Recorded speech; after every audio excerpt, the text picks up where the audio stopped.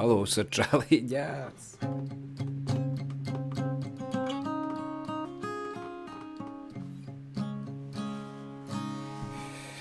I suppose I better put out a wee announcement or something, eh? Let's see.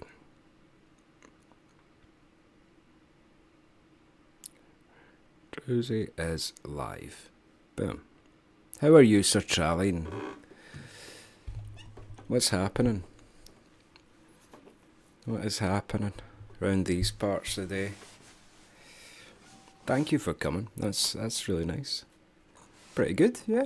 Had some plans change, so I thought I'd do some loose nonsense. You know, hello Myra. That's good that you're good.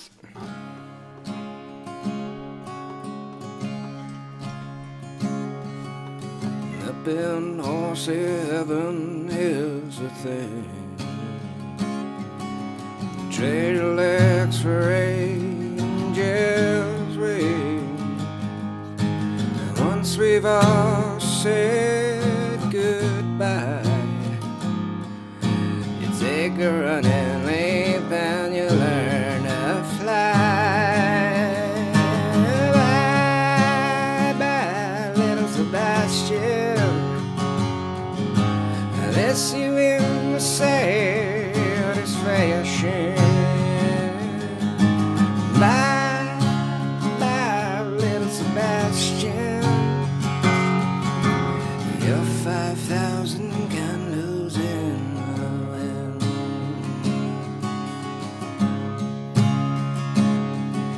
I know we all miss you every day. We know you're up there eating heaven's hay. And here's the part that hurts the most. Humans cannot ride a ghost. Bye, bye, little Sebastian. Miss you in the satisfaction.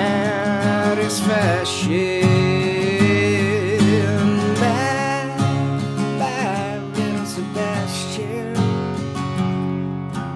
You're 5,000 candles in the wind.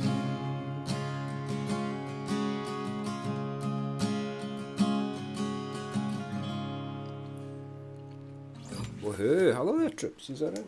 You ever watched that show? Right, let me turn my fucking noise gate back on so that it cuts out all the fucking noise, you know. What's happening? Right, let's see. Champion Soap Eater. Squins, it's 10 AM, it's early. God's sake.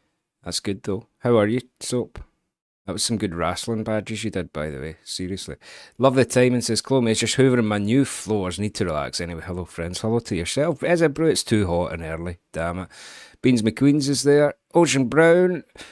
Is it, bro? Fucking Parts and Rec comment. Max is there. Hello there. Fuck's sake. Baker Ball. Hello. Hello yourself. We used to watch it all the time with my mom when I was younger. It's a good show. It's a good show. Alright. So, Baldur's Gate, now, in a surprising fit of negligence, I actually forgot that we haven't actually went back to the Grove since we saved everyone. So it's kind of party time this episode, isn't it? Like, it's party time, because everyone has a party, and then we'll go to the Githyanki place and get our fucking arses beat up, you know? Right, I better hit record, no? You know what I mean? Before somebody starts shouting at me. Probably Ness. Let me know if everything sounds normal in terms of the sound, just because I had to do a wee daft thing, just because we've done 2 channels recently. Had to do like a wee daft bit of setup, you know. Ocean Bread says Rat Trap released an album in real life. Aye, Mouse Rat. Yeah, it's actually really good. Yeah, it's actually fucking brilliant. The Mouse Rat album. Laws has got a Mouse Rat t-shirt as well. Okay, well, I suppose we're going to get this show on the road then. Oh, damn, what episode is this? Shit. I can't remember. I can't remember what episode it is. Fuck. Who cares? Guffbaw. Who fucking cares? Well, you know, we could take a guess at what episode it is. I could just alt-tab and look at the fucking files, I suppose. Know what I mean? Just look at the files, Guffbaw. It's not really that hard to fucking do this. Know what I mean? Let's see. Oh, but then, wait a minute, I've put files in here and then not named them. 14, 15, 16, 17, 18. I think this is 19. Jesus. Episode 19. FT's there saying, threw my dad's boots that I was polishing onto the floor and pranced over to the computer instead. I like prancing. Do you know what I mean? I think that's one thing about when you move out, you know. See you later, SF Brew. Appreciate you popping in. When you move out and you get your own space, you can kind of prance again without anyone terribly judging you. Like, you can prance up the stairs and you can prance about the place. Especially when you've got, like, someone else who likes to prance and cats and stuff like that. It's just like, yeah, I do like a good prance. And, I crawling up the stairs on all fours kind of thing. Because that makes it faster, obviously. Makes it faster. Oh, I guess I should do a stinger for episode 19. I think the last episode I only did one episode. And we beat up the Githyanki mob. I think I called that episode 14 when it was actually technically episode 18. So I was going to get it wrong at some point. You know. Again, who cares? It's just going to live on my fucking computer, into it, because I can't be arsed making it into videos. I don't know what's wrong with me. You know. Lazy bastard. Trapped in the body of an ambitious person. No, the other way about. Hello, Little Fawn. Yes, a resident Dean. Right, we're going to be fine. Little Fawn's here. We're going to be fine now. You know what I mean? Right, let me get a sip. I ordered a coffee, so I'm drinking it.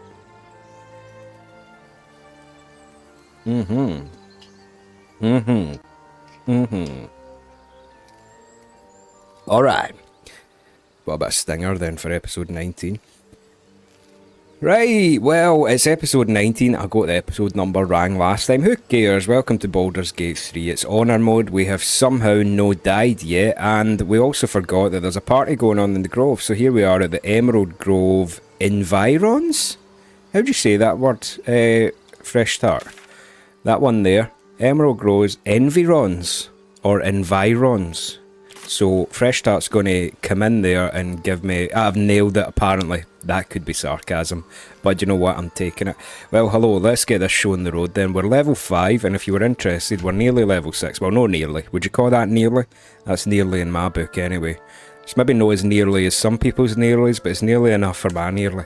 Okay, cool. Right, let's go. So, we are going to the Grove because we saved Halcyon, you might remember. We saved the whole day, actually, by just cutting about and getting involved. You know, it's... Oh, wait. Interest in this relic of yours, Shadowheart. Or should I say, weapon? What are you hiding? Nothing. I assume your kin are just as misguided as you are. I thought we were all friends at this point. Surely, like, trying to kill each other is the fucking... the glue that holds together a friendship. And I thought we were friends. Why are we falling out with each other? Right, so what we've done here is we have killed the goblin camp, so all the refugees will be super duper happy, right? All the refugees are going to be super happy because now the druids will let them in. Also, oh, here we go. Just reported. The goblins' leadership has been decimated. We might escape this place yet. And I hear you are the one to thank. I'm grateful. I took a collection from all of us. It isn't much, but you've earned it. You know, see these decisions. You encounter them fairly frequently. You know, you can, like, you get given money, you get offered money, and then you go and do the job for money, but then there's an option saying you can keep your coin, and it's like, ugh, it's trying to make you feel bad for accepting it, but at the end of the day, Zevlor offered me the money, I'm going to take the money. It's not enough, but it's all we have. Halcyon will likely want to thank you too, mind. He returned just a while ago. I believe he's catching up with Korga. As for us... No armies at our heels. Amazing. We can finally leave. But perhaps we need not speak of farewells. We'll join your camp tonight to celebrate if you'll have us. We'll see you there. Because, as happy as the refugees are here, the people from... what town in hell is it? What town in hell is it again? It's not Avernus, is it? It's a different town from hell, you know? But the druids are going to be happy because we've got Halsin back, but also, if you remember, a few episodes back, we discovered that Kogha is actually in league with, like, shadow druids or bad people or something. So we need to go and confront her and perhaps kill her. Perhaps just ice her straight up. Guffy, tell us, did you just order coffee and it appeared at your door, or did you Flaw's working too hard? No, we actually ordered some food for lunch, just because we had some plans today, but they changed. So we just thought, oh fuck it, we'll just order some food, and we ordered a Costa coffee. And if you're ordering a Costa coffee, you can't no order a Costa coffee with your Costa food, you know. So we're making our way down to the Grove, and I'm gonna ice Kogha big time, because she is a bad woman, as we've discovered from a note somewhere in the middle of the swamp saying that she's in league with the shadow druids. Know what I mean? Can we finally eat Kogha? That's a little fun. I don't think Halsin's going to be too happy where he is. Look at the state of him. Beefcake alert. Very well. You took it upon yourself to undertake the Rite of Thorns. I ought to exile you from this place. Forever. Instead, I shall listen to the explanation that you owe me. I owe you nothing. Goblins swarmed us like roaches while you stumbled after the past. You chose to abandon us. I chose to protect us. Silence! The rite has been ended. I will allow you to stay, but consider yourself a novice anew. You have forgotten the ways of the druids, our place in the natural order. You shall learn it all once again, right here. Backslide, and nature's fury will crush you. As you wish, Master Halsin. Quite an intimidating figure there, Halsin. Commands the loyalty of even Kogha, although she did look a bit spiteful about that. Let's see. Kogha was not acting on her own. She was under the influence of shadow druids. She knows now what cavorting in the shadows brings her. She will not stray again. Besides, this is no time to lose a promising druid. You will soon see why. But enough of that for now. I owe you my thanks. The grove stands. Nature prevails. And again, I am in your debt. Speak to Wrath. He will reward you for your Wrath! Oh, Beans McQueen's has subscribed with 16 months in a row. Holy fuck. So, that's a long time. Jesus. Oh my god. That always stops me in my tracks. Thanks, Beans McQueen's. You're the best. What are we doing again? Myra says, I wanted violence. Indeed. Right? So...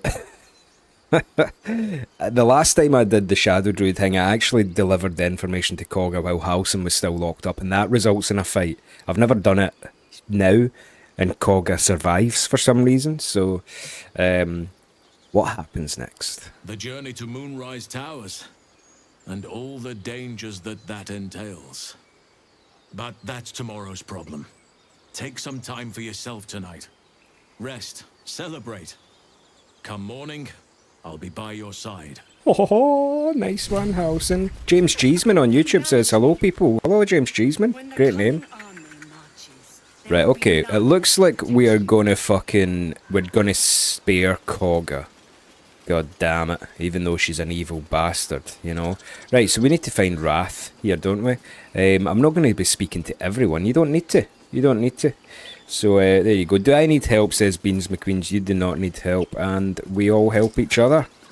So, there we go. I just looked it up, says FT there, our beloved mod and authority of the heart around these parts. I just looked it up. We don't have a Costa shop within 40 miles. 40 miles! So it's kind of like the Brandywine Bridge. Right, let's see. Wrath. Let's talk to Wrath. He's my reward, you bastard. Eh? You done it. You brought Halcyon back. Thank you. No, thanks is not enough. May Sylvanas bless you for all your days. I cannot imagine taking on a camp full of goblins was a simple task.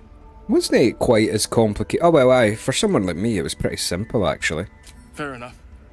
I should not have underestimated you. And I promised you a reward, didn't I? Let me show you on your map where you can find the cache. Take this rune.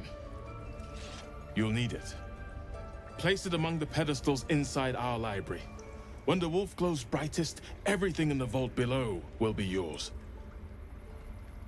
Nice! There we go. When the vault glows brightest. Let's see if we can work out this wee puzzle here. So we've got a wee reward. I can't actually remember what it is because I don't know things terribly. FT's saying I don't drink coffee, so I've never been to one, probably meaning a Costa coffee. It's probably for the best because, to be honest, like at one point in my life when I was working like in an office and I was a younger man, you know, Rune of the Eagle. What is it he just gave me there again? I can't remember. What is it he just gave me?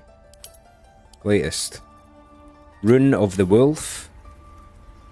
And then, what do you do? Rune of the Eagle. Ah, it's the only one that's missing, you know? It's got to be that one. Rune of the... Right, Rune of the... Right, I think we've successfully Rune of the... Did we? Maybe we didn't. How'd you do it, little fawn, again, sorry? And then do you need to turn it Rune or something? Or use it after it? Ah, there we go, you bastards. So I don't drink coffee as the topic just now. So I was getting to the point where I was drinking so much damn coffee that it was almost like life and death depended on it. Do you know what I mean? It was the dictator of my energy levels, my fatigue, my... Seems the Fuck off, you know? Oh dear, this is... Right. Is shielding us somehow. I don't want to know what happens. Okay, sorry Shadowheart, I interrupted you there, right? But let's not find out. We have enough to contend with already. Agreed. There's not much we can... Leave. Let's go down. So I've limited myself to just 2 coffees a day at the very, very, very, very, very most. You know? Right, we've got a wee dungeon here that is full of great stuff. So we're just going to take it all. So we have Embers on YouTube there says Meccha Chameleon looks a bit different. Aye, this is kind of the it's kind of the calm, slower version of the cave when we play Baldur's Gate, isn't it? Again, it's not for everyone, Baldur's Gate, and I'm no endeavouring to go terribly fast, but I still really, really enjoy it, and it's nice having you here, truly. It really is. A beautiful glaive. So why does touching it give me a knot in my stomach? The Emerald Enclave wants some help even if I ask. This land is wounded. I can't wait for help to come, perhaps out of the darkness. Okay, so I think the idea is that you come down and you get this weapon. It's called Sorrow, but in an honor mode when you kind of know what you're doing, which I don't terribly, but I've known what I'm doing a wee bit. It's no as good as some of the other stuff you can wear, especially considering we've got Falar Aluv. Did I say that right, FT? Cool, so that is the reward there. Now we do need to send some of the heavier shit over to our pack mules over there, and in fact we've got hundreds upon hundreds of thousands of stuff to sell, so we could maybe go back to that gentleman, what's his face? You know his face? The guy's face, upstairs now, and we'll go and sell all of our shit to him. Hopefully he's got enough money. Hello, Aurora! Aurora's there in the chat, and I just want to bring up while we're talking. Aurora initiated, amongst others, the creation of a wee Minecraft server that herself and people from the cave have been using, and I got a wee tour of it yesterday on Aurora's stream there. Go and follow that, I'm sure you all do anyway. But fuck me, what a fucking world it is. I literally was sitting there like jaw agape. Word of the day, agape. And then Aurora just showed me all of you lovely people's fucking houses and stuff. It's the creativity's off the charts, and it's nice when you get a multiplayer game that you're all obsessed with. I'm definitely want to come in and play some. I was actually thinking, do you know what, I might even, rather than Baldur's Gate, I was thinking about streaming a bit of me visiting the caves Minecraft world. But then I realised I would need to install some mods that you mentioned, Aurora, so maybe you can talk to me about how to do that at some point in the future, and I'll jump in another time. So, appreciate you coming though, and Guillermo Novas is here. Guillermo Novas, sorry, it says Farah Mazula. Kinda, yeah, kinda does look like it. And Sherry McGee's there. Sherry McGee's got a wee hoose there. I might have developed a small addiction for Minecraft. Do you not think though that it's a small addiction for the game itself, but also with the social things that it facilitates when you find a really good game? You know, that's what's addicting about it, the friendships, you know. Early Morning Cave says Zona Ranger. Well, it's 4 in the afternoon for us, but yeah, Early Morning Cave. Appreciate you, Zona Ranger. Tell you what, right, I'm going to do a stinger, watch this, in the middle of an episode that doesn't require stingers. So, by the way, if you are doing an honor mode, don't go down here until you are so sure of yourself that nothing bad can happen. Because down here, there is one of the fucking most brutal Act 1 fights that if you take it the minute you come to the Grove, you're absolutely going to fucking die. But I need the experience, and I kind of want to fight something. So you go down here. I think maybe it'll still activate, even though I've done everything and I've left it quite late. But I believe you go down here, and there's a little kid somewhere who is in a bit of a pickle. So yes, let's go down and see what's what here. Usually that triggers a cutscene, right? Now I think I maybe have left it too late. Let me paint you a picture. Usually there's a little kid here who you go up to and he's feeling a bit out of sorts, and it turns out that he has been harpy songed, like grand old Odysseus from that book, and currently that movie. I think that was a FT. Was that the Iliad, or was that was the Odyssey, the Harpies? So yes, the kid has. Oh no! Look, he's been killed. The wee kid's been killed. I left it too late. They've already killed him and eaten him. Damn. So this fight is a wee bit of a piece of work, right? It is, because the Harpies, if you're too low a level, they do big damage and they fucking hypnotise you and all that weird shit. So here is what we're going to try and demonstrate here, right? Which one of you motherfuckers? I keep clicking on Shadowheart when I want the cleric, but in this playthrough, Gale is our cleric and Shadowheart's our sorcerer. Why? What fools these mortals be. Don't know. Let's demonstrate the power of create water here, yeah? Oh, we've not enough movement. Are you joking me? Right, okay, well maybe we'll just shoot a spell at him then. Scorching Ray, level 3, because we're about to party and rest. All 4 of them in that bastard there. Luck of the Far Realms makes it a critical hit. Alby's there, hello! Boom! Get one of them iced. We like that for insurance, and since we're going to be long resting very shortly, I'm just going to put the wee spiritual weapon up there, which acts as a wee companion, puts him in the turn order up here, spiritual weapon, you know the drill by now. And then Shadowheart, this is not terribly difficult now that we're level, whatever level we are, because now we can just magic missile. Check this turn out. 3rd level. Target is too far. Well, shit my panties. Okay, let's move closer and see if it'll work. Right? Boom. Yes, there we go. And then, by the way, you might remember that Shadowheart has this bastard on, the Spell Sparkler. When the wielder deals damage with a spell or cantrip, they gain 2 lightning charges. So the thing that you want with that is something that does not a lot of damage in one. You want lots of damage spread over multiple hits, aka magic missiles. So every time magic missiles hits, she's going to be doing just a wee bit extra damage that is going to exponentially compound upon itself. Check it out. Boom. See all those wee blue 1s and 6s that came up? See that there? And you can even go down here and go, look, check it out. You can go... There it is, lightning damage, lightning damage. Good stuff. Excellent. Didn't catch the last BG3 VOD, and we have actually done the Underdark. We have done the Underdark. Other than Grim, because I couldn't be bothered, LB. You know, I couldn't really be bothered. Quicken Spell means that we can do it again. Magic Missile, 3rd level. And let's just finish the fight before Drowsy even gets a turn. Oh no! My hubris got the better of me. 2 HP, right, that bastard's gonna get a turn unless...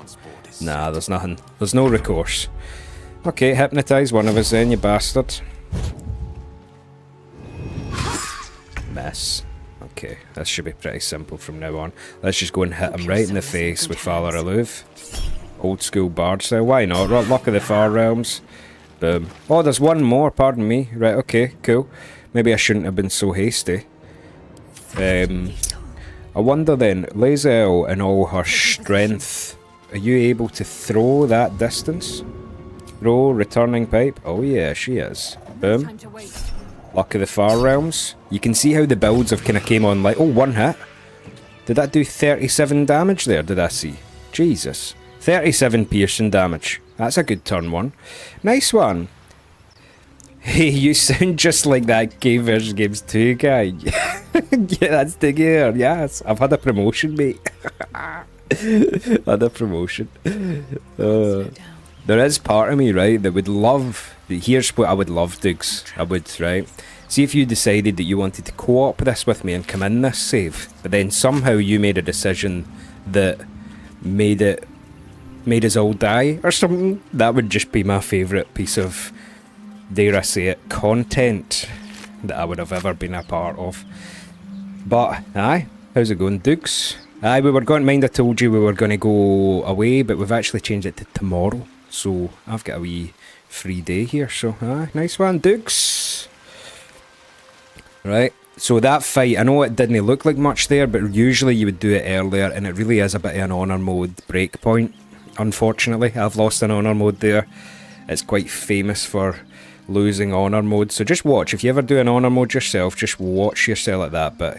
Alright, let's do cinematic cam. Ho ho ho. Alright, mate. See, the bears are really cute in this, unlike Elden Ring bears, aren't they? You know what I mean? They really do kind of endeavour even to make the scary animals quite cute in this. You know what I mean? I like it. I have to probably put this up there with my favourite games. Remember we were talking the other day, Dougs, about... so, have I fucked up the YouTube stream title? I probably have. I tried my fucking best. So, I do try my best. I know you don't believe it. Bears in real life are very cute, especially like koala bears and pandas, and to be fair, all bears. All bears. You're right, Elby. So it's true. You scattered the goblins. Peace can finally return to this corner of the Sword Coast. Thank you. I'm just glad I could help. As am I. And I'm sure those poor refugees would quite agree. I want to trade. When Fresh Start says, that's why that commentator on YouTube said Meccha Chameleon looks oh, fuck's sake. Oh well. I mean, it's just party it, innit? It's just fucking party it. It's so stupid, aren't I? Right, okay, we're just gonna get on with it. I think any results that we get are good considering some of the foibles that happen. Right, let's sell all these rings. We're heavy looted up. Gale has plenty of sandwiches whenever he needs a sandwich. That boy's eating good, man. He is. Can I sell some of the weirder shit like the Spectator's Eyes, because that's shite. Detect Thoughts one, don't really need it. Protection for Good and Evil, £1. No, you're alright. Speak with Dead might be good. Tarnished Charm, feel like I sell that. How much money you got? 233. I'm about to get all of that off you. Selena's Dream, shite. Animal Friendship, shite. Voice of the Circle, can't remember what it is. What is it? Persuasion checks, no, that's shite. Sorry Gale, I'm selling all your sandwiches, mate. Wearer gains an advantage on melee attack rolls when surrounded by 2 or more foes. Keep that. Yeah, keep all that. How much money we got? We're rolling in it, by the way. Fucking heavy rolling in it. Keep rolling. Fresh ginger profiterole. I understood you even if our Guffy didn't. That's on YouTube. Fresh ginger profiterole. That's a great word, isn't it? Profiterole. You know? Profiterole. Beep beep, it's sheep. How's we all doing today? Appreciate that. Fucking hell. That's nice. I saw your house in Minecraft the other day. Aurora gave me a wee tour. Right, I think we're pretty much good then. I know that Lae'zel and everyone has so much shit on them, but that guy's kind of run out of money, and it's not as if I need that much money. So I think what we're going to do is, there is Roland. We're going to just talk to some of the refugees here and just get to know them a wee bit, because see, if you're really smart, you can actually follow these guys throughout the whole game. They turn up in Act 2 and 3, so we'll speak to Roland. Remember, he's that dick that is an apprentice to the wizard. Myself, but it seems you managed well enough. And why wield a masterwork where a butcher's blade will do? My thanks, truly. So he's a wee bit full of himself, no? Wouldn't you agree? That was really the only guy I maybe wanted. Let's talk to Rika, actually. We did it. Who's giving the Waynes a lecture. didn't want us, and those druids sure as hell didn't either. But you risked your life for us. I sure did. I got involved, and in getting involved, I got it solved. Okay, right, I think it's party time. Ready for the end of Act 1 party? It's not really the end of Act 1, we've still got a fucking major pain in the arse thing to do later on. Trust me, we do. And I actually can't remember how to get, maybe Little Fawn, hopefully if Little Fawn is still here at that point, I can't quite remember how to get the super weapon out of the next area, but you know what, we'll figure it out as we go. Let's end the day and party up. You know the blood of Lathander? Little Fawn, because Little Fawn says, ha. And I probably didn't explain what I meant that well, but I can't quite remember how to get the blood of Lathander, but we'll get it. Astarion wants a word. You know, I never pictured myself as a hero. Never thought I'd be the one they'd toast for saving so many lives. And now that I'm here...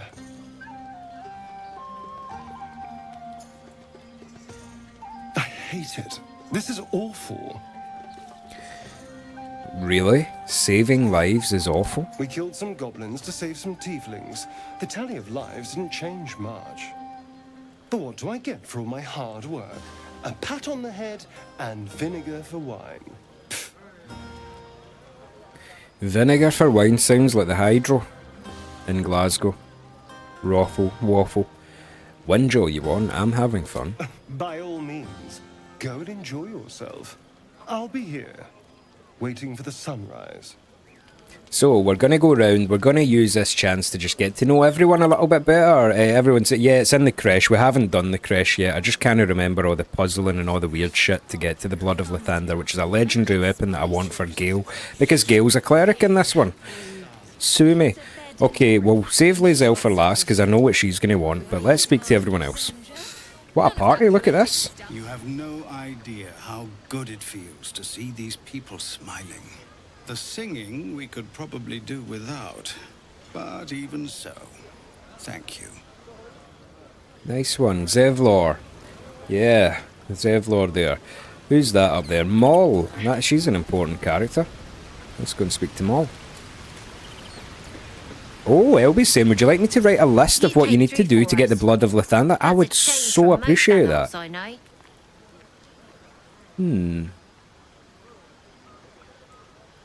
That sounded dangerously close to a compliment. And that sounds like the wine drowning your wits. Go on, enjoy yourself. I've squirreled away a few extra bottles. When the barrel's tapped out, I'll be there to save the night. For a price, of course. Oh, opportunistic little wise guy, are you? I respect it, you know. I respect it. And that's actually one thing that we saw, because me and Dougs were actually out in Glasgow yesterday having a wee lunch, a couple of beers with our Tom, and remember we saw a guy, not a guy, you wouldn't exactly describe him as a guy, because he was a child. It was a child. It was a child that was maybe about 6 years old who was busking playing the recorder. And you've got to give it to them, you know, it's an enterprising wee man, you know. So, there you go. Let's see. Oh, there's the owlbear cub and Scratch. Oh, they love Alfira. Animals tend to love musician-y types, don't they? But I'm feeling inspired. Thinking of writing my next song about you. Oh, okay. But I need an angle. Any ideas?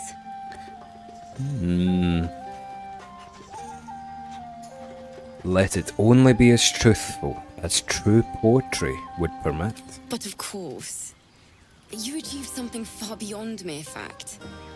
That deserves to be remembered. Okay, we're getting a song written about us, and that's all that one can really hope for in their entire life, is it not? Lacrissa. Hope you're enjoying the night, hero. I certainly am.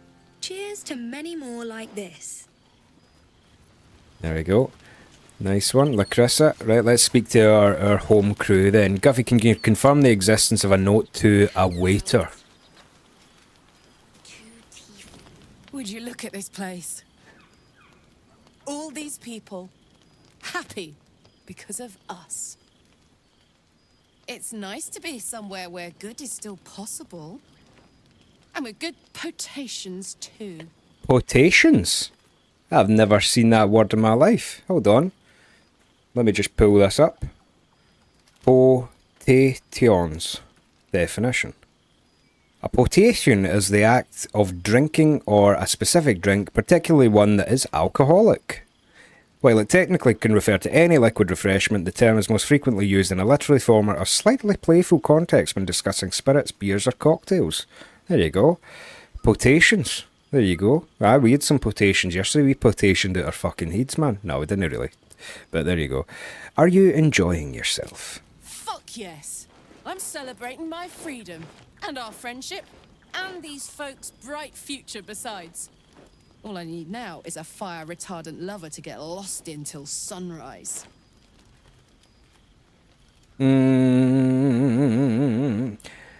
Number 2, I think we've already decided that we are the property of Lae'zel in this.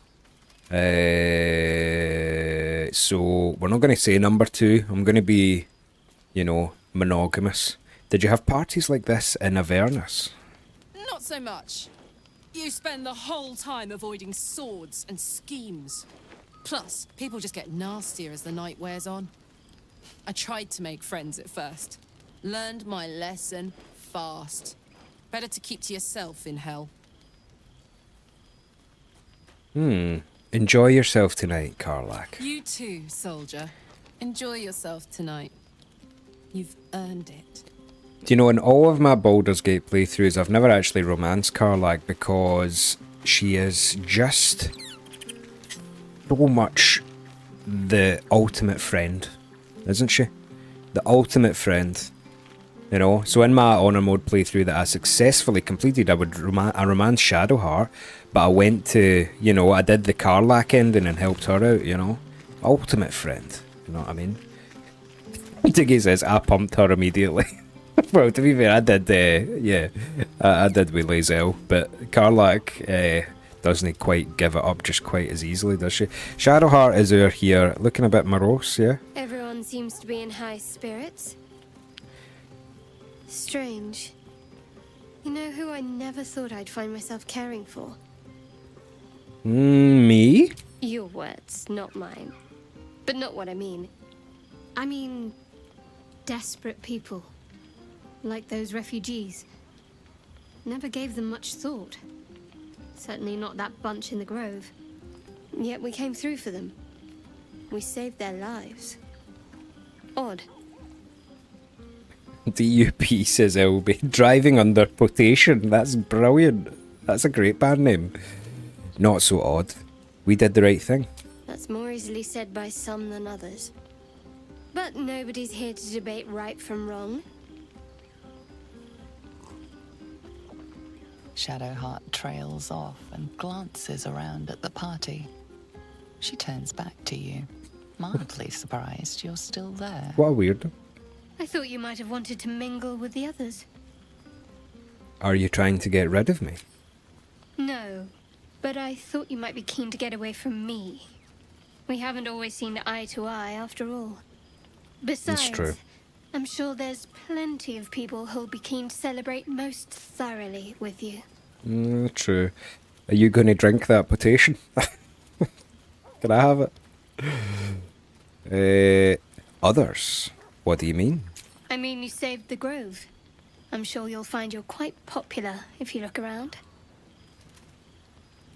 In that case, I'll leave you to enjoy your evening. Have fun. And don't be a stranger. So Max is saying, ooh, Shark, she's so angsty and false mysterioso. Aye, I just wanted, because the first time we played it with Laws, right? So, a wee bit of spoilers coming up with some of the words. My fucking first playthrough with Laws, which wasn't an honor mode, by the way, it was just a lovely wee co-op thing we had going. I accidentally became Halsin's boyfriend, but then I accidentally pumped somebody else. I think it might have been Lae'zel. And then Halsin was kinda raging, but no really. And then Lae'zel was raging, then I pumped the Emperor. And then everybody was raging, and I don't really know if I ended the run with a companion at all, you know? So, aye, there you go. Gale. Beautiful night, don't you think? Nothing like a brush with destruction to make one appreciate the majesty of the celestial canvas. What a sentence. It's a view I would once have shared with my companion, though definitely unaccompanied by such revelry.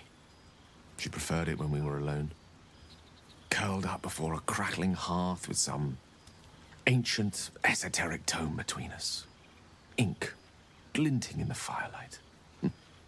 There's something in the potations tonight. I'll tell you what, FT's shouting at me, you pumped the Emperor. This is going to be maybe a world's first. And yous might have to forgive me here, and I'm anticipating that maybe a few of yous will never forgive me for this. But in Baldur's Gate 3 runs, I have never not pumped the Emperor. Are you talking about your cat? By a Garon's lost nose! No! Tara is not any cat. She's a Tressum. And given your confusion, I'm guessing you've never met one. They're brilliant creatures. Fine company for any self-respecting wizard. She'd be most impressed by our efforts saving these tieflings. Proud, even. And I've given her little to be proud of recently. After I was afflicted with my condition, and locked myself in my tower for an entire year. I was inconsolable, wallowing in my self-inflicted tragedy. I'd given up on myself, but Tara never did. It was her encouragement, her research that led me to my treatment. Once we knew that magically infused items were the key, she went out to find them for me. She saved my life. After so long being cared for by someone else, it feels good to have repaid the favor. Not directly to Tara, but to these poor tieflings. I'm sure she would approve. So Gale's referring to Tara as sentient and magical cat called a Tessum. I actually get the sentiment here. If we go here, you know, Tara's not Tressum, sorry. After I was afflicted with my condition, I was inconsolable. Yeah, I'm sure a few of us can relate to that wee thing of sentences there, because, God, cats are just such loyal companions. My cats have helped me pull me out of some crazy shit as well. She must be very smart to have done all that. Smart does her a disservice. She's a fine wizard in her own right, though somewhat held back by her lack of opposable thumbs. You remind me of her somewhat. There's a steeliness in you, an unwavering tenacity, even in the face of, to be frank, quite dire odds. Wish she were here for me to make a formal introduction. But I would never ask her to undertake such a journey. She's safer at home. Besides, she was always telling me I needed to spread my wings, so to speak. Find mortal friends instead of hanging onto Mistra's coattails. So that's what I'm doing. I hope. Well. Oh, Elby's away. See you later, Elby, because the baby's awake. Appreciate you, Elby. See you later. So I remind you of your pet. How romantic. That's an escalation. Abort. What if she doesn't like me? Oh, she'll love you. So long as you don't rub her belly. She hates it when anyone does that. It's funny, my cats actually quite like, up to a point, getting their bellies rubbed. Is there nothing else on your mind? Not an animal lover. Oh no, that's what I meant, no! I suppose. Nonetheless, your finer qualities are remarkably plentiful. Suffice it to say, I think rather a lot of you. And there aren't many on this plane who I'd give such high praise. No, everybody loves us. Those 3 are escalations. Did we just go with the flow? I like Gale. No, I like the character Gale, sorry. Do we just go for it? What do you think we should do? Everybody? We're at a pivotal moment here in the social dynamics of our group here. Don't stop there. What else do you like about me? Were I to recite that list, I fear we'd be here at dusk tomorrow. Many things, I assure you. But a conversation better saved for another time. With my condition as volatile as it is, I fear any undue excitement may tip it over the edge. God's sake, man. So to speak. Go. Indulge in the frivolities. They're good for the heart. And mine will be all the lighter to see you enjoying yourself. Don't pump Gale, says Max. He has premature explosions. And I've not had enough potations. It'd be like playing pool with a rope. Okay, who else we got left then? So we've spoken to you, hidey ho, where's Halson and all that? Cal, Leah, Roland, what are you doing here? I hate you. Have you no respect for showmanship? Having performance issues, Roland? Hush you, and behold! Yeah, is that it? I'll have you know, he can also make them blue. Never have I met such troglodytes. Now, pass the wine. See? And now he's fucking insulting troglodytes. Here at the cave we don't fucking entertain that kind of shit. He's a wank, that guy. Who are you? Icaron. Oh, he's playing with Scratch and Owlbear Cup. Look at them all. Guzzling poison like we've the right to be happy. You should join them. Have a pint or two. Charisma check to cheer someone up. You know. Something. Oh! It's alright though. Yep. We just cheered you up. Perhaps it'll make the evening more tolerable. He's a bit of a kind of sourpuss and grumpy guts, isn't he? Okay, we have spoken to everyone bar Halson. Where the fuck's Halson? Is Halson here yet? No, I don't. He comes in the morning, doesn't he? Don't clip that up into an audio. You know. Right, cool. Lae'zel. I have seen the Kithraki tear a screaming Neogi's legs from its belly to fashion into blades. Jesus. Yet they could not match your nerve today. It was enough to drive me to madness. Oh, that's an escalation. Big time. I smell their blood on you still. I smell your moisture. Oh my goodness. A glorious reward for a glorious battle. Go on, have your fun. And do not wipe away a single bead of sweat. Good grief. It's intoxicating. You know, I'm not religious, but that's just... It's no party conversation. You know what I mean? Little Fun saying Halson is here. He's next to the little stream over by the magic mirror. Okie dokie, let's go and check. Hopefully he is. No, I don't see him. I thought he was here as well, Little Fawn. I thought he was going to be here as well, I did. But there you go. Can't really see him. I'll do it. Oh, is that not him? No, that's Will. Oh, I keep forgetting about Will. Will's forgettable though. I'm sorry. He is. I like the idea of him, but I keep forgetting about him, you know. If Will ever makes an appearance in the fucking party, I'll be gobsmacked. Let's talk to him anyway. Yeah, hells. I was hoping you wouldn't notice I was gone. Are you alright? No. I'm deeply proud of you. A touch less so of myself. In truth, I don't feel in a festive mood, and I didn't want to cast a grey cloud over the night.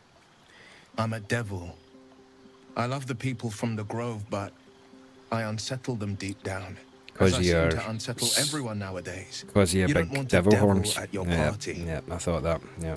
Horns this sharp will pop the balloons, you see. And the guests won't take kindly to scars quite so monstrous. You don't unsettle me, you know that? If only half the world had half the heart you do. But, off with you. This is your day. Have a dance. Enjoy the music.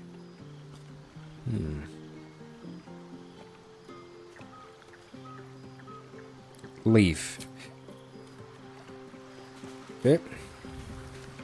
Nice one. Let's go. We've got a wee coordinate on Halson, maybe. Maybe next to Gale? Maybe next to Roland. Nah, where the fuck is he? Maybe he's not here yet. Maybe he's, or maybe could he be like a? It could be a seagull for all we know at the moment. Know what I mean? We could check the mini map, I suppose. Weathers, Ooks. Am I really not seeing him? Oh well, he must come in the morning. He'll come in the morning. But let's stop saying that. Right, okay, it's time to go to bed. Go to bed. Plenty of supplies. There we go. A buzz of celebration quiets to a soothing hum as you approach your bunk. You've picked up a few pleasant memories on your journey amongst your struggles. Go to bed thinking of Lae'zel. Your body aches pleasingly with the memory of past bruises. Perhaps it is the same for her.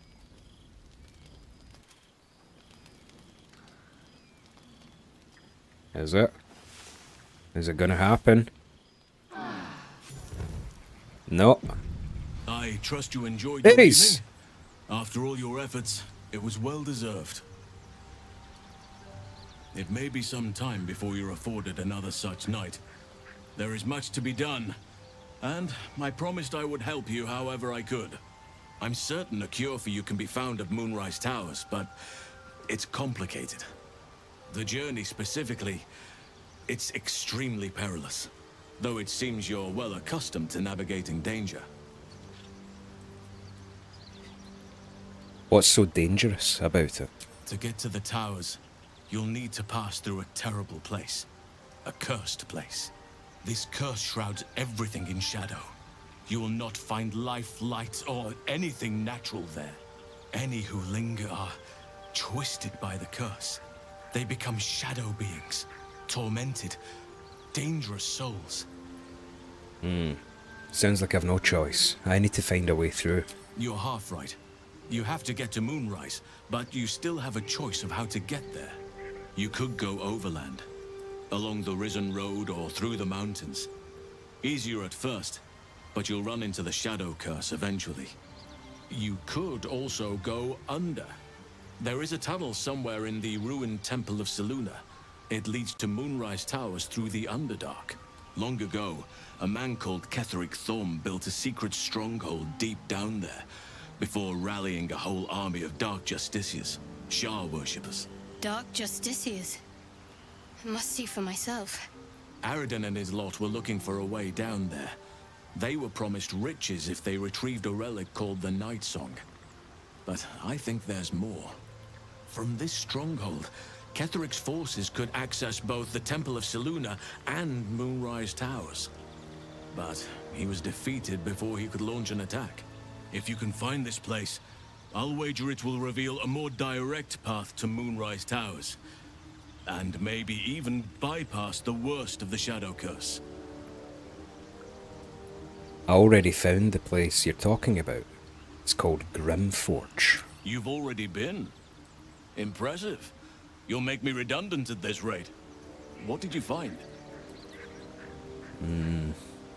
Absolute followers, but that's about all. Keep looking. If they're present, then it's likely there's a route to Moonrise somewhere. It may prove impossible to avoid the Shadow Curse entirely, but if you find any way to limit your exposure, seize it. I would like to join your camp, if you'll allow me. I can offer my skills, my counsel. I've long sought to return to Moonrise Towers. It seems our fates have aligned. There we go. FT's away to take the wee man for a walk. Appreciate you, FT. See you soon. Let's go then. May Sylvanas guide us. Do not be so impatient to move on as Halsin. As ever, the Githyanki Kresh remains our priority. Easy, Tiger. Okay, we are back in action here. The route that we're actually going to take is the one with the Githyanki Kresh. Even though we hate having to listen to Lae'zel and her conversational foibles, we are going to use the Kresh road. So we're long rested. We are going to check this out. Use Gale, before I forget, to use Aid on everyone. Boom. There we go. Interesting. Why is Kogha standing just right there alone? Why is Kogha standing there alone? Let's talk to her. She's a wank. Peace. Enjoy it while it lasts. Okay, she's not got much to say. But there you go. Okay, I think episode 19 has been completed. We did a wee bit of partying. People tried to get it on with us, but we remained staunchly monogamous with Lae'zel, and I think we're to be commended for that. So it's episode 19, so it's 20 episodes we've nearly done. On the live stream, I'm going to go for a pee, and then we'll continue again.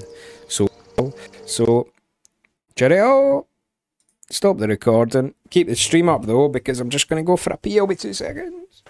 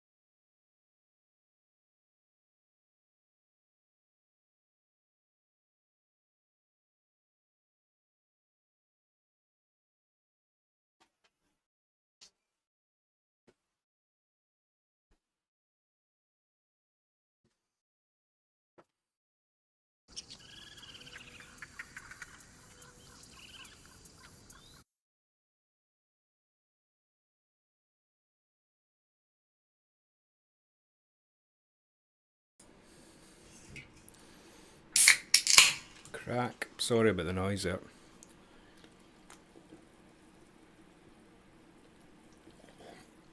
That first Pepsi Max of the day, yeah. That's the game. That's the fucking game. What have I done with that?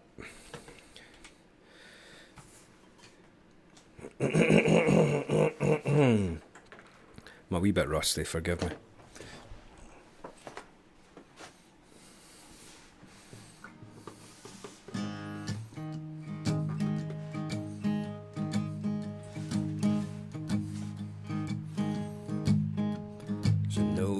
Told your life was gonna be this way.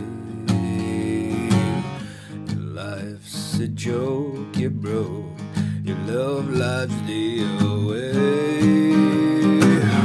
It's like you're always stuck in second gear, and when it hasn't been your day, your week, or your month, or even your year,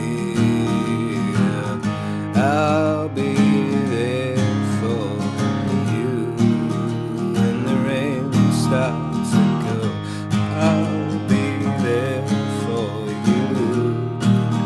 I've been there before. I'll be there for you, like you're there for me too. Wait, what's the riff again? No, I don't know it. There you go.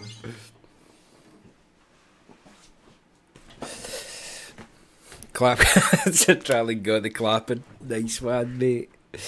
Right, okay, let's get a show on the road, shall we? Appreciate yous being here, by the way. That's it's incredibly cool, and hopefully I have expressed my appreciation for that. Okay, since we've already done the mountain pass and we're going to go to the creche, what I'll do is I'll just walk there. There's nothing really to see, or I could maybe even do the stinger as we are walking, you know. So I'll hit record. Why not? Hit record. Hit record. And we'll get this show on the road. Well, it is episode 20, I think. I think it's episode 20. It might not be. That might become daft if later on I discover it is in fact not episode 20. So we've got Drowsy here, and what we are doing is we are heading off towards the Githyanki creche in episode 20. Do you remember when TV shows had 24 episodes per season? I remember that. You know, even high budget things like Lost, you had so many episodes, and it's usually about episode 20 where, I don't know, is episode 20 maybe a filler episode? You used to have a lot of filler episodes, to be fair, so who's to say what's right and what's wrong? We've got Drowsy here. We are, if anyone's interested, that away from level 6, and level 6 isn't quite the power spike that level 5 is, but it's still good to go up levels. So we're walking towards where we killed the Githyanki people. Now I'm going to confess, when I killed those Githyanki people, I completely forgot that we hadn't done the party yet. So we did the party last episode, that everyone who exists in the digital particle landscape of my hard drive will be able to watch at their leisure, because, I don't know if I'm ever going to put this out. I surely have to. I might just do it all and then put it all at once on the same day. So, yep, there you go. There is the scene of the crime there. We have already killed these Githyanki people. Quite successfully killed them, considering they're still dead, which isn't a given in D&D. And if we walk along this road, we get to a zone change. You click the mountain pass, and then we go to a completely new and different zone. You're about to progress your adventure. Make sure to tie up any loose ends before advancing. Yes, let's do it. I've probably missed something or other, I don't know, because I don't really have an encyclopedic knowledge of this game. I think that the thing that I'm getting away with is I kind of know how to make a decent build and what kind of stuff is quite powerful. But in terms of the actual story and where all the items are and making sure to exhaust dialogue and stuff, I don't have a fucking clue. Let's jump up here and we'll get a look at this vista, eh? Look at that. Look at that.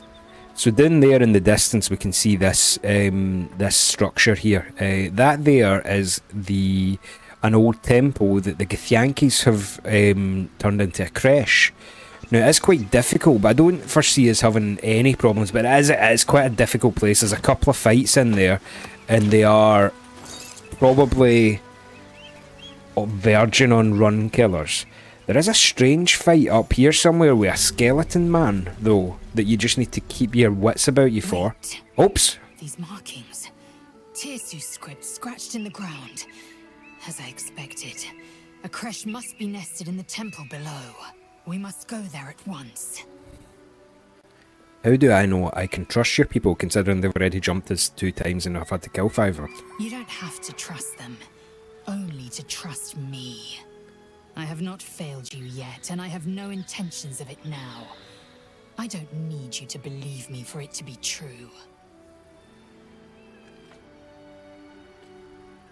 I'll lead us there in my own time.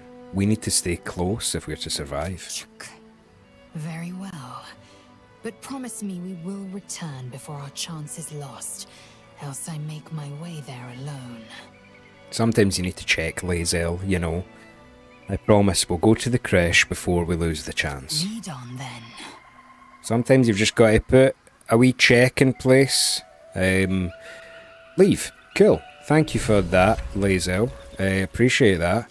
So let's just walk around here. We've got an entirely new map zone. The creche is here, but there is just a couple of fights that you want. There's a couple of wee bits of dialogue that you want. So we're just settling in for a nice slow time there. So how is it? BB Bit Sheep saying, what a vista.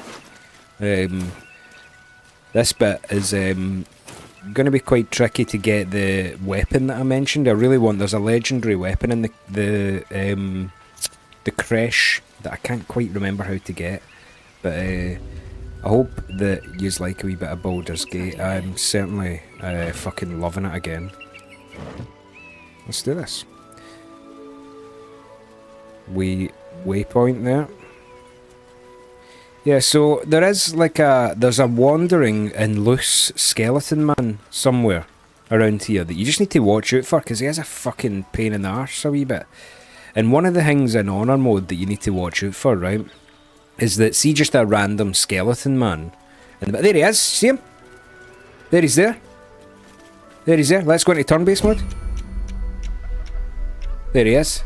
Death's Shepherd and some of his sheep here have killed some Githyanki youths and stuff, right? So one thing in Honor mode that you always need to decide, I suppose, is that are you actually... This is where fights get a wee bit tricky in Honor mode, because you don't want to expend all of your resources on every single fight. For example, this, I would be going into it thinking, maybe I don't want to be spaffing spell slots and fucking bardic inspirations on a guy like this. But then that's when you can get yourself into pickles, because you need to balance that with how much resources you've got and stuff like that. So yeah, what I would say is, let's do a wee sneak attack, shall we? I wonder, are we sneaking? No, we're not sneaking. Let's sneak, motherfuckers. Yep. Aye, that battle sucks. Max knows the battle. Aye, he's a wee bit of a pain. I think he revives people. Oh no, I need to exit turn-based mode to sneak here because I used my action. Sneak. The rules get a wee bit more stringent in turn-based mode. When I'd clicked sneak, it had actually used up Drowsy's action there, so just watch out for that. Oh, there's two of them! Motherfucker. Right, well, thankfully, we know that now. Okay, so let's initiate, perhaps, a wee surprise round. Let's hope we get a surprise round, yeah? So target outside normal range is given as disadvantage. I think we can just scooch up a wee tiny bit. You can see there the cone of vision for whoever it is just ending there. And we only needed a wee bit. 75% advantage on Bardic Inspiration powered slashing flourish, which means we get 2 attacks. Let's go! And then you can look at the far realms it. Boom! Boom! 15 and 11. He did get frightened, and we're actually still not in combat. That's quite something. We're not in combat yet. I don't quite know how that works. Okie dokie. There's 2 of them and they revive each other, says Max. Yeah, it's a pain. It's a fucking pain in the arse. Okay, so one thing that you don't want to do is see the transition from combat to not combat, or vice versa. It kind of fucks Lae'zel's throwing thing. See this returning pike? This weapon will return to its owner when thrown. That's quite crucial, isn't it? But the game kind of biffs if you are not in combat. It tends to not return it to you, and then you need to go and pick it up, which is a pain. So I'm hesitant to initiate sneaking attacks with Lae'zel. Although she could just... Let me see. She could just shoot him. You know? Just shoot him, maybe? Yeah? Luck of the Far Realms are up. Maybe I shouldn't have Luck of the Far Realms. I should have kept that for another day. Boom. Chunking away at him. I don't actually know why he's not deciding to initiate combat here. But I think we could do a big, let's get Gale involved, because one thing that we've no used so far is Fireball. I think we've used it exactly once, but it's always pretty fun. It is a level 3 spell slot. Do we really want to be using level 3 spell slots? See, this is the fucking problem, isn't it? You just don't know what to use for any encounter. Okay, it would be probably a hell of a lot simpler if we just, I don't know, maybe used, let's say, a cantrip of some kind. Guiding bolt. Boom. Yeah. Missed it. That's fine. End all the turns and let's see if combat itself... oh no, well, Shadowheart's got a turn. What we could do with Shadowheart is do a good old-fashioned Cloud of Daggers on the 2 queefs, and you probably got to say that that's going to be useful. That's probably definitely going to initiate combat. Cool, cool, cool, cool, cool, cool. Hello there, mate. You alright? So one thing we want to do as ASAP as possible is get the alert feat with all 4 of my guys here, because that just puts them to the front of the initiative queue basically every single time, like without fail. And that's good in Baldur's Gate. You want to be acting first, you know. So I've definitely kind of clumped them up. This one, it could get out of hand really quickly, so I'm just going to, with Shadow Fart, I am going to fly the hell away. Provokes attack of opportunity. Belay that, I'm not going to fly away. So let's see. Let's say Quicken Spell, because what we could do is we could lightning bolt the fuck out of these motherfuckers, you know, and probably hit a few of them as well as Lae'zel. You know? Nah, it's no time yet for that. Oh well, let's see. It's kind of hard to see who's going to get hit by that. Let's not use that. We're going to need that for the crash. Yeah? Let's just magic missile these wee bastards, you know? Level 2, magic missile. Boom, boom, boom, boom, boom. And that takes one of them. Oh no, they're at 1 HP. Fuck. Right, so, Lae'zel, action surge. Let's do this. Throw, returning pike at...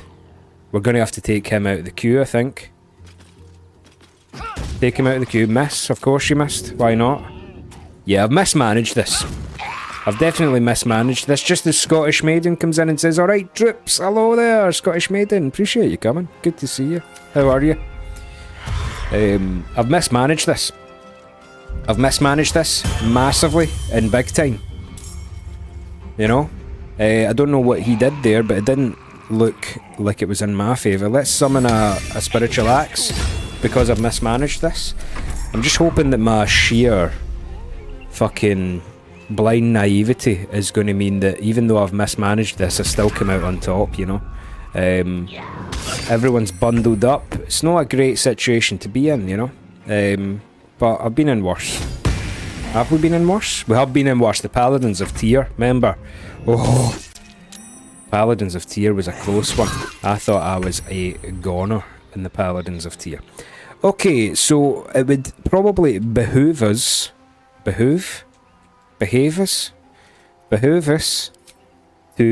use one of the bigger attacks here, yeah? Glyph of Warding Lightning. Here's what we're going to do, right? Oh no, nobody's bunched up in the queue. Okay, right, so here, what do we do here? We want to do something big, yeah? Let's just do a straight up Cloud of Daggers 3rd level, yeah? See if we can hit all 4 of these gentlemen without hitting Shadowheart. There is a pixel there. Yep, there's your pixel. Oh no, but I've missed. Right, hold on. Press O and you get it from above and you can really dial it in, you know. Shadowheart might need to eat a bit of damage here. It's a noble sacrifice. Sorry, Shadowheart. There we go. Okay, now I think we take the attack of opportunity. No, we don't. We Misty Step the motherfucking fuck out of here. Misty Step. All good to just back from a nice walk in this lovely weather. And loving this weather. How's it going? Aye, pretty good. I think I'm going to, after this episode, go and sit in the garden and maybe have another wee coffee. We'll see. Oh, Shadowheart is nearly dead because of my actions. So let's Misty Step the fuck out of here as well. That's the worst way to die, isn't it, when it's your own fault? So I'm going to oh no, that's a bonus action, so I won't be able to heal her this turn. But I will be able to, let's say, do some big magic missile damage on these wee queeftors, you know? Let's say 1, 2, 3, 4 on you. And let's say 1 on you. And then, I don't know, 1 on you maybe? Let's hope this kills 2, come on! Ah, I left that 1 at 3 HP there. That's a shame. I've mismanaged this. That's cool. It provides a challenge at least. At least the death guys haven't really done any terribly great damage to us here. Let's take this guy out of the queue. Let's take this guy out of the queue. As you can see, it's kind of Lae'zel that's doing most of the big hitting damage. I'm going to Misty Step. Everyone's got Misty Step. I forgot about that. Quite handy. Right, end turn, and let's see what this big baddie does. No rest for the wicked on Ghoul. I think that revives them. I've mismanaged this. Ouch. Deed. Cool. Deed. Right. Well, I've mismanaged this big time, but it's alright. We're going to healing word. No, we aren't. Here's what we're going to do. We're going to use Radiance of the Dawn because that's radiant damage. And if I'm not mistaken, press the wrong button. Each one of these... Nah, they aren't. They're ghouls. They're not undead, the bastards. You know, and he's resistant to everything. Is this the end, says Little Fawn? Nah, I don't think this is the end. I've definitely mismanaged it, but I've, you know, I would like to think that we'll be alright here. But I've been wrong before about plenty of other things. Let's just boom. Do a big nuke there. That hopefully takes a couple of them out of the equation. We're going to then, what we're going to do, we're going to leave Shadowheart dead now. No, we're not. We're going to healing word Shadowheart up at a level 2. Boom. Just to get her up. And then if I had my bonus action, I would have maybe cast Sanctuary on her, but it's not to be. Okay, so this is where in my head, what we were talking about earlier was like, how do you manage these fights in terms of how much resources you use? This fight has just been upgraded from a short rest fight to a long rest fight in my head, which means it is now time to use fucking everything. It's like danger stations, let's fucking spunk everything we've got so that we actually survive here. Boom. We really need to kill the what do you call them? What do you call them again? Death Shepherd guys, because they keep fucking reviving it. Dark Firefly. Fucking hell, that's... So, wait, that's Hunter's a gift. Wait, is that 10 gifted subs? Holy fuck. You're fucking crazy, mate. Yes. Oh, dude. Appreciate that. As usual, there is... You know, there's no obligation, but damn do we appreciate that. You're the best. Shit. And that's maybe just the encouragement we'd need, isn't it? At this moment in time. You know? Right. Let me take a moment to just sit right here. Right? And let me tell you about how they became the Prince of Bel-Air. Right? So, it would be nice... Right, hold on. Who has create and destroy water again? Who's got that? Is it Gale? Probably, but he's late in the queue. We need to make these guys wet as quick as ASAP. You know? I need to just wait a wee second here. Calculate. I think maybe we need to bonus action the Falar Aluv bonus, don't we? Where is it again? Where have I put it? Oh no, that's an action. Motherfucker, no, we can't spend an action. Okay.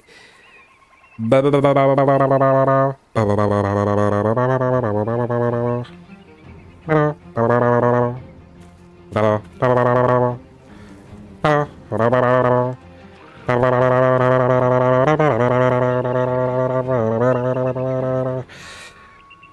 I actually just spent my time doing that rather than thinking about battle strategy. So let me now think about battle strategy.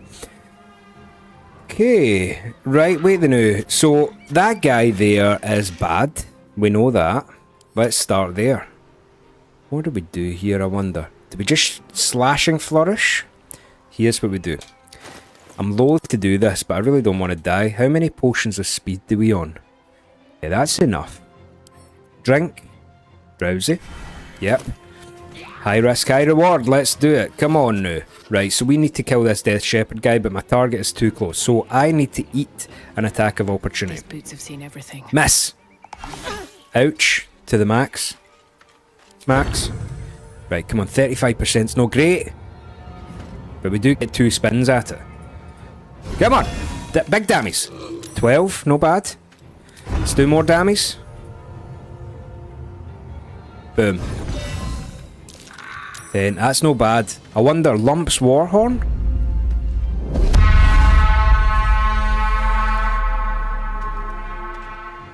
The last time I blew on that... Aye. Shit. Well, okay. Fuck them. Stupid ogre bastards, man. Think he's read a book once and then he's a fucking... You know. Okay, so Shadowheart can't terribly do anything, but she does get her bonus action. So what we're going to do, type in healing up at the top, potion of greater healing, and then chug that, Shadowheart, And that should put her to acceptable. Lovely. Oh wait, she's actually not going to provoke an attack of opportunity, so you get the fucking hell out of there, Shadowheart. Come on now. Right, now, here's where the real fucking damage comes in. Right, come on. How can this be so sweaty, this fight? I did say it was a pain in the arse, but I've mismanaged it. I've mismanaged it big time. Right, I think it's just pretty simple here. X. Let's just get Lae'zel. Taking position. And hope for the best that we can maybe kill at least this guy, which means that that guy's going to be spending his turn reviving that guy. Do you know what I mean? Let's do a wee second win just to shore up the 9 damage that we've been taking. My maths didn't maths, but I'm under pressure, viewers, so sue me. Okay, right, check this out. Here's what we do. Since we're doing a long restable fight, which means that we're spunking every single resource that we have, right? What you do is you create or destroy water. Create water. Let's make them wet real quick. Yeah? Boom. Right? And then that's going to pay off. That will pay off. Sanctuary. Shadowheart. Now, if you don't remember, Sanctuary is one of the most overpowered spells in the whole game, in my opinion, because it is not concentration, and what it does is it makes Shadowheart invincible until she makes an attack. You know? Oh, Little Fawn's away! See you later, Little Fawn. I suddenly feel a whole lot less safe in my abilities. But, appreciate you dropping in. Let's go. Warding Flare. So what this does, it's a cleric feature, yeah? Impose disadvantage on an attacker, possibly causing their attack to miss. Has no effect on creatures that can't be blinded. Of course, we don't want to be eating too much damage. Hit it. And it didn't matter in the end. Right, there he goes. Oh, he revived him with full HP. Oh, well done. Good move, mate. You've got to give it to him. That's a good move. You know what I mean? Let's just hit this guy, because hopefully that's going to keep eating some damage. I wish this guy didn't have 1 HP. He's going to get a turn and do damage to Gale. Shit. Or no, maybe not Gale, but yeah, there we go. Come on. Right, so one of them is wet and one of them is not wet. So I'm going to go in here. We're going to type in water. I don't have water. Cool. I thought I maybe had a bulb of water, but that's okay. I don't have a bulb of water, but that's okay. Right. Here's what we're going to do. Glyph of Warding. Lightning damage, because wet targets take double damage from lightning, if you knew that. So, I'm hoping that this is going to be pretty fucking big damage. Even against the guy who is not wet, this should do some damage. Come on! Boom! Yeah, there's damage. Look at that. And you need to kill them in the same turn order, otherwise they keep fucking reviving each other. And by the way, that's only one of our actions, because Drowsy just drank a potion of speed for some reason. That was a bit impulsive, but we've got this. Let's take out... Let's just hit one on both, and if any of them hit, I'll be happy. Yeah, cool. Okay, cool. That was a great turn, Drowsy. It's all going okay. It's all going okay. I think we're okay. I mean, I've been more okay, but you know. Right, check this. This is how you do it.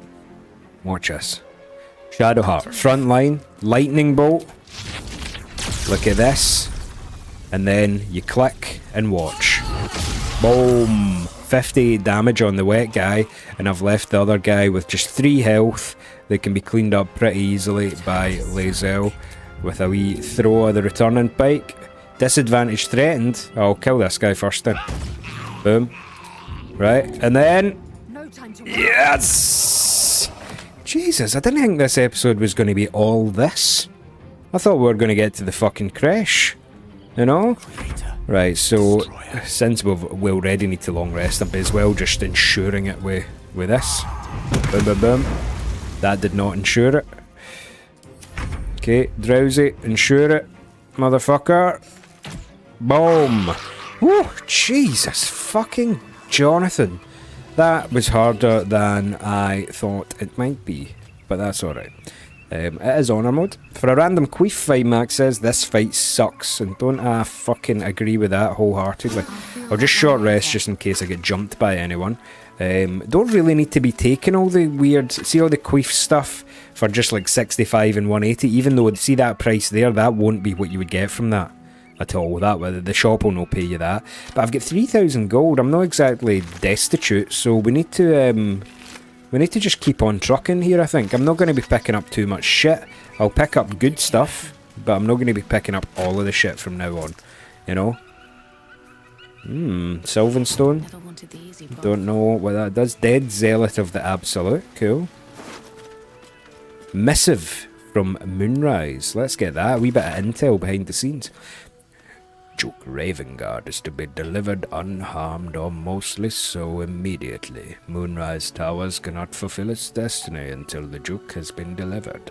Those who succeed will be rewarded. Those who fail will first face my wrath, then Gortash's, then mine again. General Ketherick Thorm. So, General Ketherick Thorm... forces have taken Duke Ravengard to Moonrise Towers. That is indeed true. Powerful asset. Just what are their intentions, I wonder? So actually, Halsin, if you remember, brought up the Ketherick Thorm, who was a general over at Moonrise Towers, who built the encampment of Saloon that's underneath the Goblin camp. The Temple of Saloon, sorry, that was where his armies marshalled or something like that. So we'll keep an eye on that name, Ketherick Thorm. He seems to be in amongst it, doesn't he? In amongst it, you might say. You look away for 1 second. Jesus. 1 second. You look away for 1 second, you're stepping on fucking traps and all sorts of weird shit, you fucking roasters. Let's get this guy looted. Yeah, no real reward for that fight, Max, eh? It's a bit strange. But in Honor mode, the reward is simply still being alive. Although I do like actual rewards as well. But yeah, if you wanted to see our money situation, we have... That's not how much money we've got. We have that amount, 3324. So we really aren't too poor. We're doing alright in that regard. We can buy anything. Oh, what are you saying, Lizelle? You alright? Right, so we've got a wee conversation here. It's actually quite an interesting wee quest here. I have something to ask. Hello? Ah, a friendly face. Oh, you are a sweet, sweet blessing, my dear. You know, I've had nothing but trouble all day. I've been accosted, chased, insulted. Look over there. Do you see that wretched little hive? Well, Lizelle was not going to like you. Sure.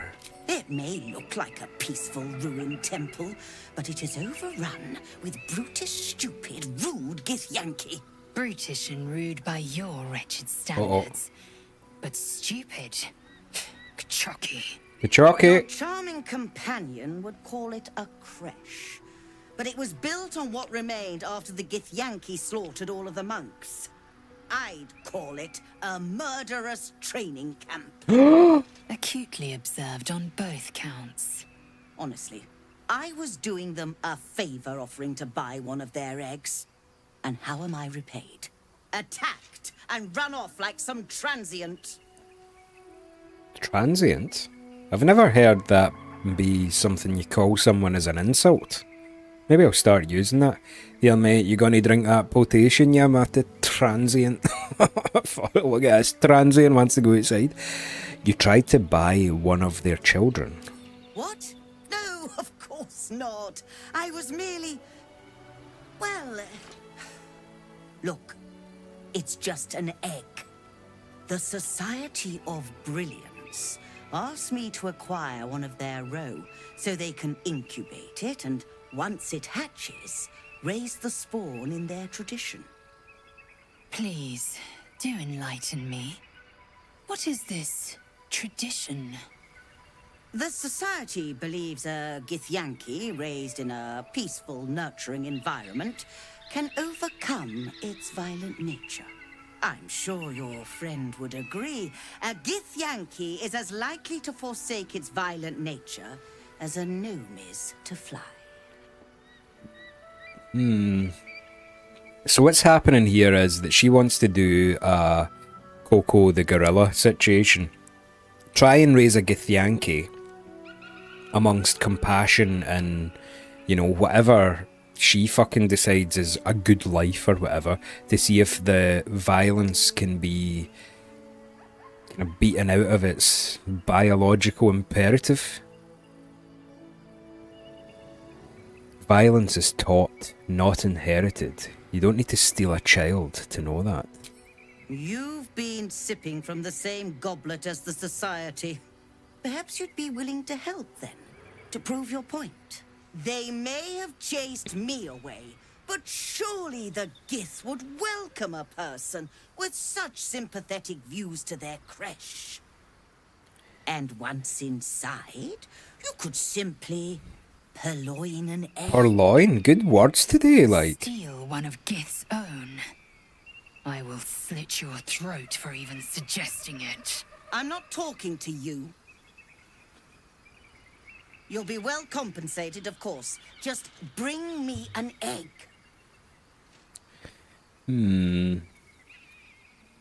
Fine. I want payment up front. Because I intend to never actually do this. Benefo! I suppose there is a reason I'm asking you to do it. What? Surrender an egg. Lizelle, just get with the fucking program, man. You know? Get with the program. Now, I expect a speedy delivery. Since we're using big words, Lizelle, I don't intend to commit a program. Just get with the program. I'm just rinsing her for 300 beans. For goodness sake, Lizelle. Just always talking, you know. Ach, she is my girlfriend after all. So that person would like me to steal an egg so that she can conduct wild experiments on a different race to satiate the interest of a group of cunts called the Society of Brilliance. Now, sue me for maybe looking into this too much, but any guild that calls itself the Society of Brilliance maybe needs to get over itself a wee bit. No?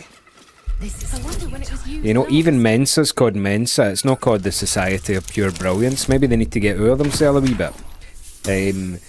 So I'm not terribly interested in helping those people, but I will take their money up front for a job I'm never going to do. Absolutely.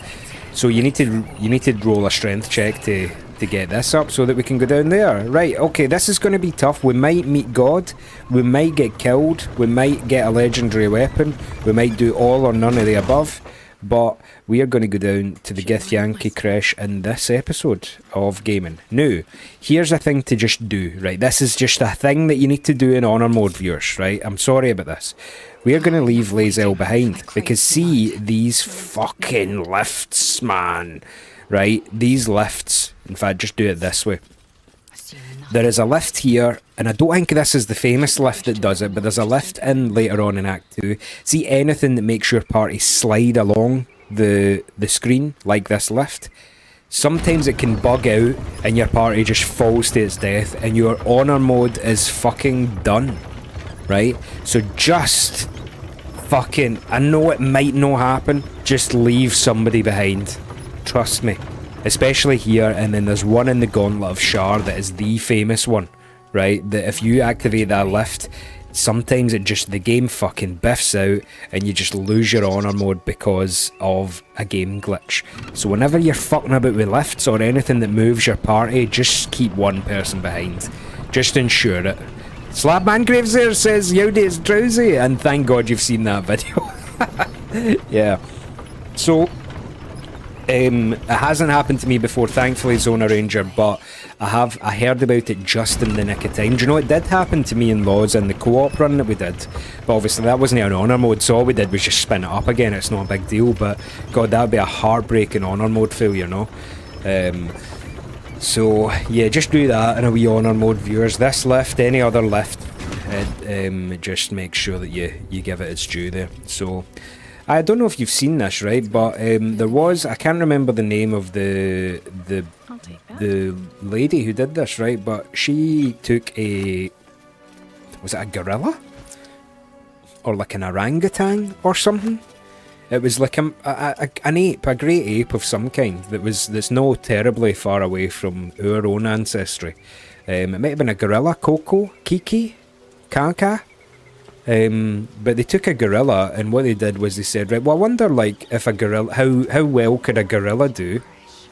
Once we're inside, let me do No way, Lae'zel, are you fucking... Just to be clear, you're going to lead us into a nest of Githyanki marauders, and we're supposed to trust that will end well for us. Is that a problem? More a sign of the times, I suppose. So what they did with the gorilla was they decided to raise it as if it was human, yeah? And just to see how well it would get on. In terms of, would it develop quicker than other apes? I suppose you need to say that developing quicker than other apes with reference to human standards, you know. Maybe Coco the gorilla would be worse at actual surviving out in the wild, but she might be a bit better at interpreting human emotions, so who's to say what's better for the gorilla.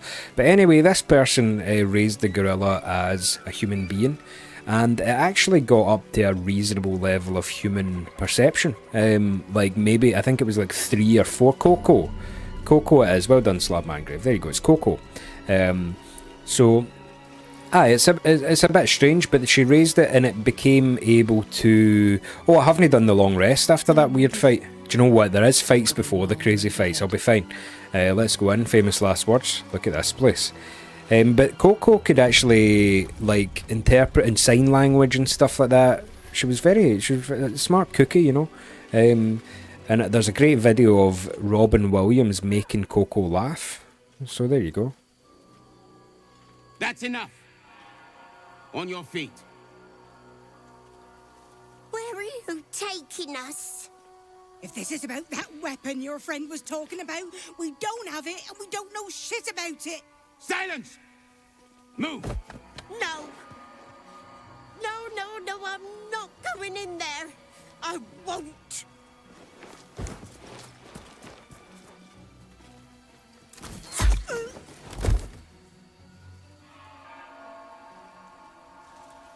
Anyone want to join her? As I thought. Through the doors. Now!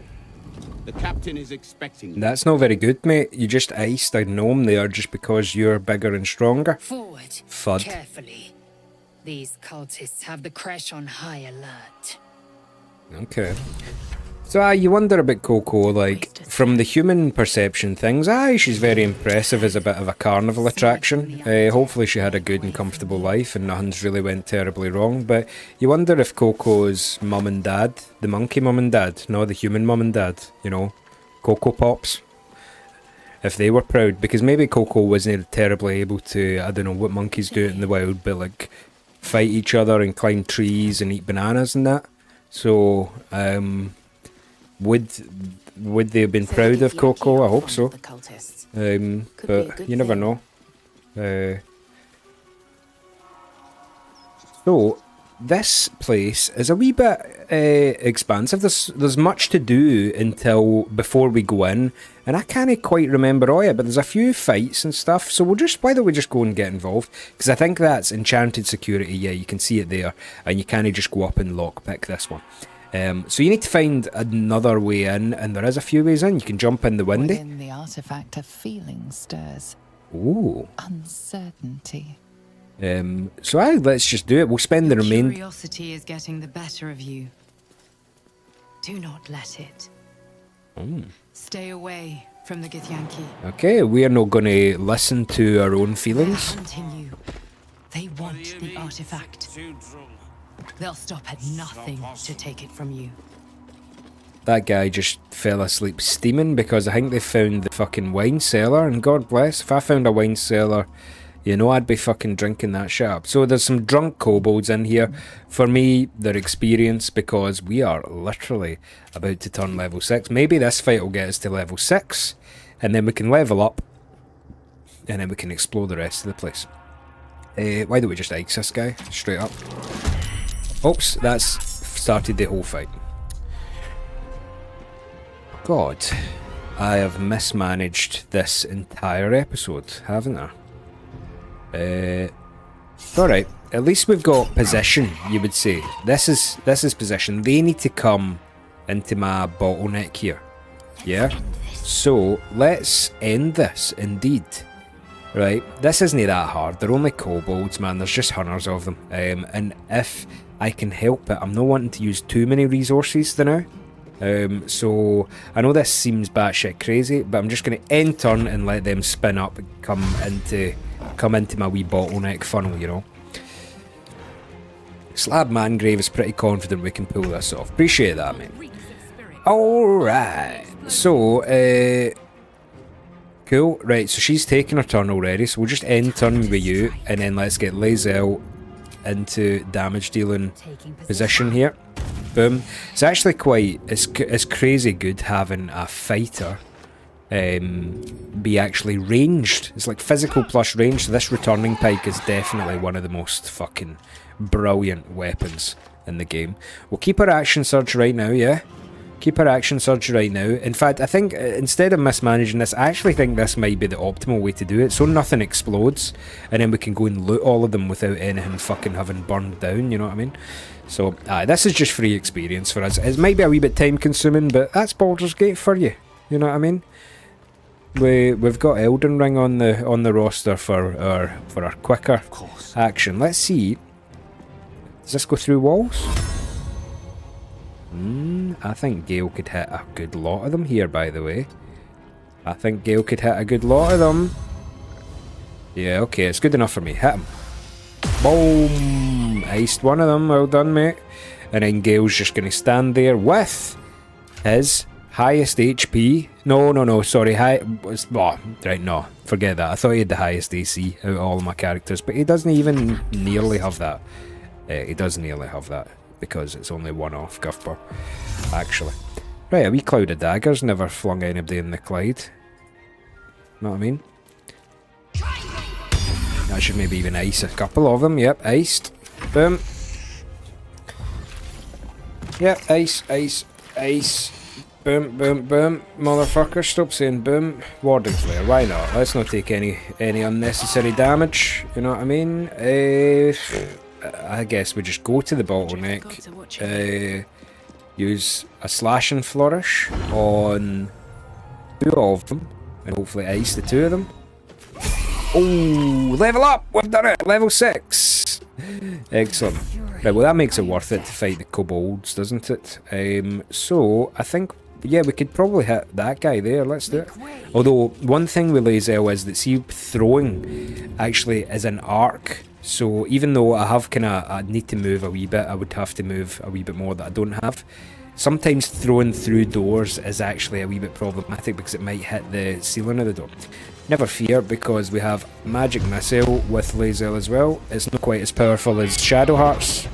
Oh, where's it going? It went the long way, went the scenic route, but we can still get a wee chip of damage on that guy there. So aye, here we go. Ice, baby, says Sheep. Yep. Stop throwing stones at my Gale, you fucking Jake balls. Right, what's Gale's kind of cantrip? Damage that one maybe, let's see. Saved. Nah, whatever. End turn. Let's get Shadowheart to level 1 magic missiles, still powerful. 4 on that guy, let's just ensure it. Take him out of the turn order. Let's go on the scenic route again. Boom, take it out of the turn order. Now Drowsy's here. Who is actually in charge of it? Let's take away the cloud of daggers, because it is kind of limiting the movement of our ranged physical characters. Let's go here. Slash and flourish. 1, 2.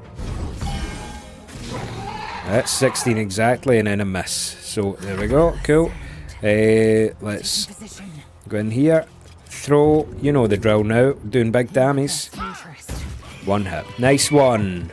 Excellent. Let's do just a quick short rest before anything explodes. No, we don't have to. We're doing alright. Okay, I am going to level up. You can probably squeeze one more fight after this as Slab Mangrave, because there's that anti-magic cats upstairs. So there is. Yeah, I think we'll probably be alright. We'll probably just short rest to replenish some of our more expendable resources like Bardic Inspiration. However, I am going to level up. I'm going to just Alt-Tab to consult my notes.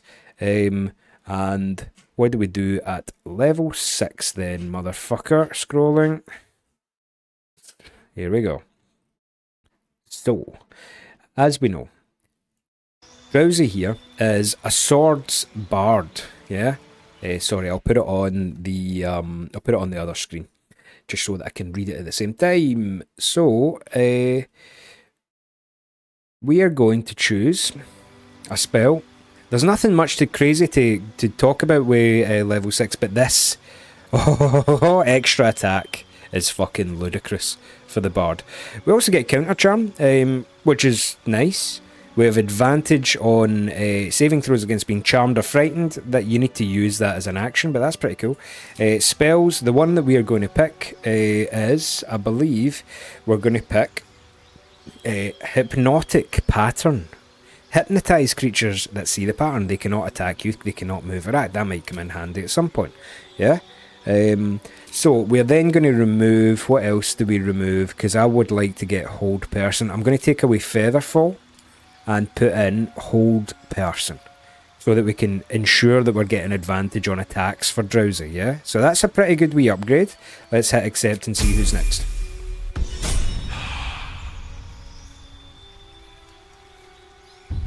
Oh, our Sorcerer, Shadowheart. So, the features that we get are Heart of the Storm. Whenever you cast a level 1 or higher that deals lightning damage, you cause a small local storm. All enemies within that 6 meters take 3 lightning damage or thunder damage, and I am also resistant to lightning and thunder damage. So that's nice, but we really want, I think it's this Coal Lightning one. Let me just confirm that that's what I took last time I did a Storm Sorcerer. Let me see, pardon me there. I'm just scrolling through some notes that I made, because I really don't want to fuck up this build, yeah? So the good part about let me just whip back to the game here. The good part about these aren't options for spells. It just gives us all those spells. We now have just those spells straight up. Call Lightning's a great one, yeah, but I don't think you would not want to use Call Lightning over Lightning Bolt. But there you go. So, for spells, we're going to take Haste. Where's Haste? There's Haste. Target yourself and an ally to become hastened, gain an action, become faster, and gain +2 to armor class. It's basically like taking a potion of speed, but the cool thing is you can twin spell that and use it on 2 people at the same time, which is quite nice. Then, we're going to take away, let's see what I'm not using, probably Mage Armor. Take away Mage Armor, and let's put on Counter Spell.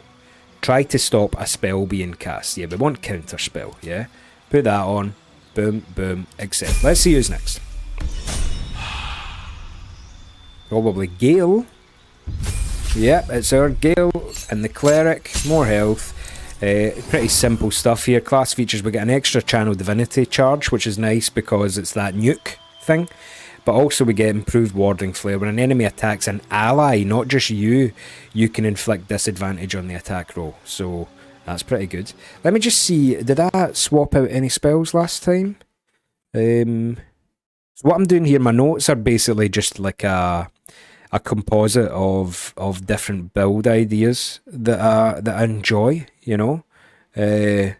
So it is saying here that what we would like to do with Gale is the following at level 6. In our first feat of multi-classing, you can click this button, and instead of going to level 6 Cleric, you stay at level 5 Cleric, right? And I'm going to add 1 level of Sorcerer Storm Sorcery, the same as Shadowheart, just simply to get this Tempestuous Magic, which means after you cast a level 1 spell or higher, you can fly as a bonus action, which means we can cast Spirit Guardians and then fly all over the fucking shop. It's great stuff. And we get a few cantrips as well. Let's see what the best ones are. Blade Ward's good. Mage Hand is good. Let's see. Fucking Firebolt's fine, innit? Minor Illusion's fine as well. Spells. We want Magic Missile and Shield. Where's Shield? Shield's there. Nice one. As you remember, Shield's that really good thing that means it increases your armor class by 5. Whenever you take damage. So now Gale is a 1 level in Storm Sorcery and it can fly, which is nice. I'm pretty sure the level 6 fighter is pretty simple and clear cut, is it not? Or is this where you get some stuff? Can't quite remember. Yeah, we get a feat. So the feat I want to choose is probably Alert. Let me just see what my stupid notes did here. Although I've already kind of deviated from my notes already. A wee bit, just out of whim. Feats, yeah, we want alert, big time. We 100% want alert, and that just means that Lae'zel is going to be at the top of the queue. Replace spell, cool. We could remove, I don't know, Thunderwave. Confirm, because what do we want instead? It says here that I would like Enhanced Leap on my notes, but do I really want Enhanced Leap? Aye, fuck it, why not? Okay, and then alert, check it out. You gain a +5 bonus to initiative and can't be surprised. So important. Because initiative, if you don't know, and as I understand it, initiative weirdly in this game is rolled on a d4. So adding a +5 just means you are 100% going to be the first to act in every single fight. I might be wrong about that. Right, level 6, we did it! I'm going to pull the chat back up because I had my thing on the other screen there just so I could do it at the same time. So, yeah, alert's so broken, says Slab Mangrave. Just aware that you cast off whenever the last level you took, so Gil will be using his 8 charisma until the next level up. Ah, that's a point, isn't it? Right, okay, check it out. Okay. Cool.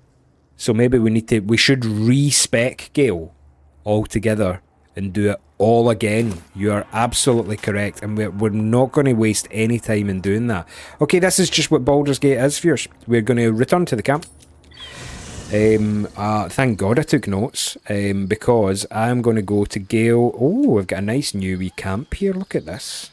I just love that they two are playing with each other, and I can see our withers up in the corner there. While he's walking to it, I'm going to pull up Gale's full selection of notes, and then I will respec everything. Basically the same thing. Yeah, basically the same thing, just Storm Sorcery first, isn't it? Okay, change my class, mate. Thank you very much. So basically we do the Storm Sorcerer that we did just there first with everything that we did, which was Minor Illusion, Mage Hand, Blade Ward and Firebolt spells. We chose, what did we choose again? Shield and... what did I choose again? Magic Missiles, was it? What the fuck did I choose? Hold on. It was Magic Missiles. Right, okay, Magic Missiles, Storm Sorcery, abilities, right? So let me check out the abilities here. It will be the same as the ones that I did before. Just give me one wee second. Pardon me, I know I'm doing this a wee bit slow, but forgive me, please. Let's go dump that. We go +1 on the dex. We take Constitution to 15. We take Intelligence down to 8, dump that. Put Wisdom all the way up. Take Charisma and dump it, yeah. And we go +2 into Wisdom. Pump that up to 17, 8, 15, and that should be 16. Sick. And there we go. And now we just do it the same way. Do it normally. This is a great shout there, Slab Mangrave. Had absolutely no idea. So, yeah, let's now level Gale up really quickly. I'm not going to talk very much through it. I'll just do it, yeah. So now we need to do it the other way. We just multi-class into Cleric. We go for the... let's see what we do here. We take cantrips, yeah. What do we do? Blade Ward. What is it? Sacred Flame and maybe Resistance? Can't quite remember what I did there. Okie dokie. Let me see. No, the cantrips that I chose the last time were not those. Sacred Flame, Produced Flame, and Guidance. Of course, Guidance. But I prefer... oh, no, we already know that spell, so let's go for Produced Flame. Fair dues. We're going Light, Deity, Saloon, fair enough. Let's change that to what... I don't really care, actually. Right, spells. Nice one. It's a wee bit of a shame that we have to do this, but it's just... there's no time to waste, is there? Let's take that. Sanctuary. We'll take Healing Word, and we'll take Create or Destroy Water, and that's good for me. Okay, level 2, we get Turn Undead, I think, yep, and the Radiance of the Dawn, which is nice. And that's that. That one's easy. Level 3, we get Flaming Sphere and Scorching Ray. Yeah. Let's take them. So we're going to take away Prayer of Healing and Cure Wounds, because we're going to add in, what, Aid? Yeah. Aid and Warding Bond. You can always change these, like. Level 4. We get a feat, and we're going to choose Ability Improvement. Let's take a cantrip. We're going to take Thaumaturgy. Then prepare the spells. We've already got them. Feat. Or I could maybe even... You know? No, let's just do it the same way we did last time. So we want to put up Con and Wisdom. Accept. Nearly there. Then Gale level 6. This is the final one. And we get all these lovely spells here, yeah? Right, so this is where we really need to dial it in, because this is going to be our level for now on, right? So we need... What do we need? We need Spirit Guardian, certainly. Aid. Take away Cure Wounds, Glyph of Warding, keep Spirit Guardians on, because we want, what? Remove Curse is quite good, and you'd prefer to have it than not have it. And then Glyph of Warding's a good one, isn't it? We've got our Create Destroy Water, which activates Shadowheart. Look at this extreme menu. And then there we go. Happy with that? His menu's going to be all fucked up. We're probably, off camera, I'm going to organise his menu again. Yeah, his menu's all fucked up. But that's okay. Nice one. Thank you for the intel there, Slab Mangrave. Appreciate that. Extreme menuing completed. Elden Ring later, says Dougie. Ah, why not? Why not? Forthwith. Right, cool. Excellent. Thank you for that intel. That's a big boon there. Right, this episode's going to just continue because there's no really crazy amounts to do in this place. But you do want to... Oh, camp supplies. I forgot. This place is full of camp supplies because all these wee kobold men are getting pure steaming. Yeah, no, trust me, I don't mind a bit of backseating there, Slab Mangrave. Please, especially with those kind of things, like, you know, where I maybe forgot, or in fact, I don't think I even knew that to begin with, that was the case. I know that was a long time out of our way, but that, especially considering what's going to be coming up before we reach level 7, it was worth just doing that, you know. So for those of you who maybe are wondering what happened there, is that Slab Mangrave pointed out that, see, when I respect into Sorcerer, the way the game works is that it chooses your primary stat with a wee star here, primary ability, but it's the primary stat of the last one you leveled up to, so it moved to Charisma, which was a bit annoying. You know, because the Sorcerer was the first one that we did, but by reversing it and taking the Sorcerer first and the Cleric second, we then put our Wisdom back on as the primary ability. It's a wee bit of a thing that you would almost just, if you were playing real D&D, you would almost just be like, I am doing this, and so therefore it is done. But in Baldur's Gate, you need to kind of finagle it, you know. Okay, I'm pretty sure can you get up to the roof this way, maybe? I don't really know my way around. We're kind of flying by the seat of our pants here, you know, as usual.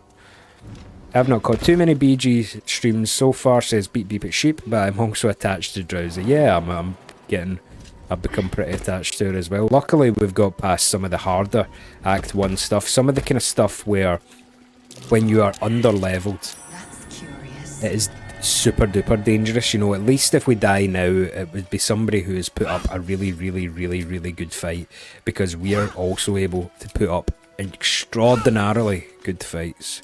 So Aurora's way to the cinema, maybe to see what we're guessing.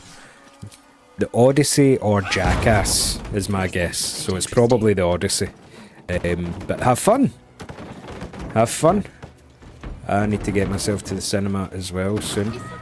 Right, so there is rats and cats up here. They are baddies, but to be honest, we're level 6 now. Oh, I guess Evil Dead Burn, since Tom told us that yesterday. That's true, Tom did tell us that yesterday. What am I like? Cool. Let's kill these rats. They're called Grimishkas, so this isn't that serious. It might not even be nearly serious, you know? Just wait a wee minute. The returning pig takes a wee minute to come back. Boom. Boom. Maybe don't want to commit too many resources here, but why not? Let's just fucking have a wee bit of fun. Get it done. Boom. Boom. these fights are just clean up, you know. And then we'll get into the meat and potatoes of the Kresh in the next episode. I'd actually... Oh, we need to move a wee bit. Let's do it. Boom. Fighting rats isn't exactly probably the most entertaining thing you can do in Baldur's Gate 3. They're actually no rats. They're kind of like beaver rabbit rat cats in a way. So the one byproduct of Gale having to respec himself is all of his spells are all over the place again. But I think that we could do a big nuclear bomb here. Let's go. Boom. Take a few of them out, you know. Right, Shadowheart has a couple of spell slots left. She actually has one level 3 spell slot, which I'm going to keep just in case for later on. But we can, let's say, we could do some cantripping. Maybe? Where is Firebolt? There's Firebolt. Nice. Oh, don't use magic around these things, maybe? Okay. Right, we've got extra attack with Drowsy now, so I don't mind spaffing a wee bit of Bardic Inspiration to ensure that we're going to get a couple of these guys with our 2 attacks. Critical miss. It's okay. It's just drowsy things. Let's actually move just a wee bit, maybe? Like, I don't know. No, we might need to just attack this guy normally. Boom. 17. Not enough to kill them. They get another turn. Oh, but they've used dash. That's it. It's game over for you guys. Sorry about that. Would love to help you out. Path is interrupted.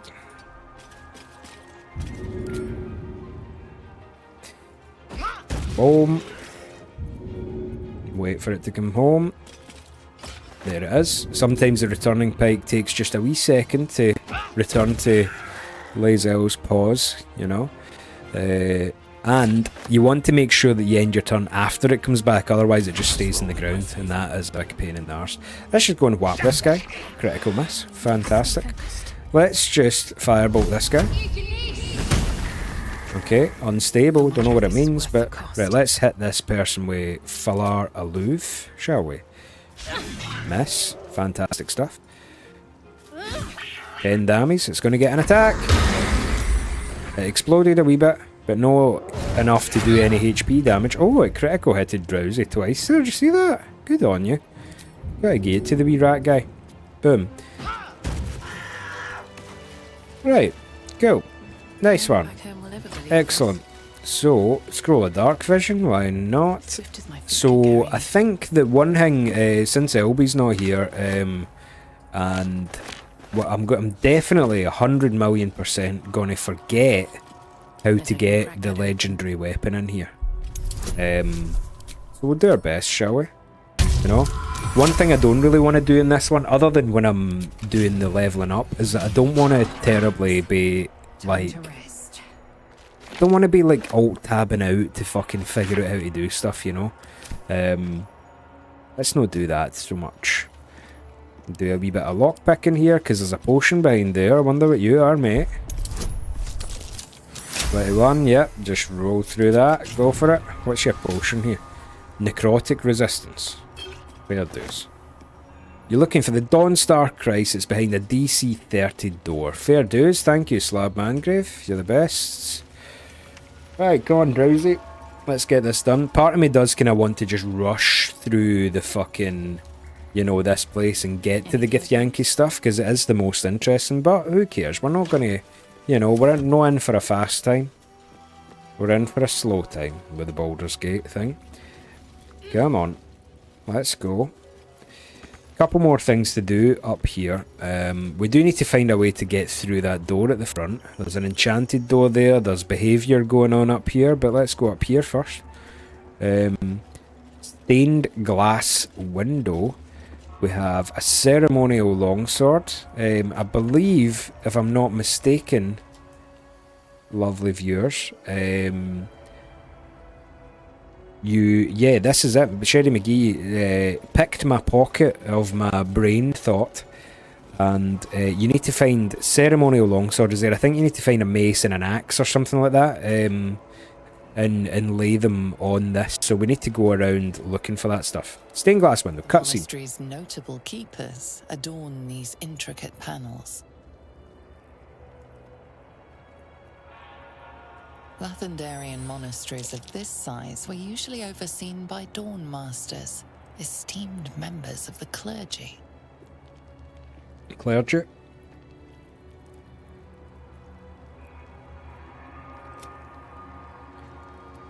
Examine the image marked Dawn Master's Seed. The reconsecration of the monastery, conducted by Dawn Master Seed.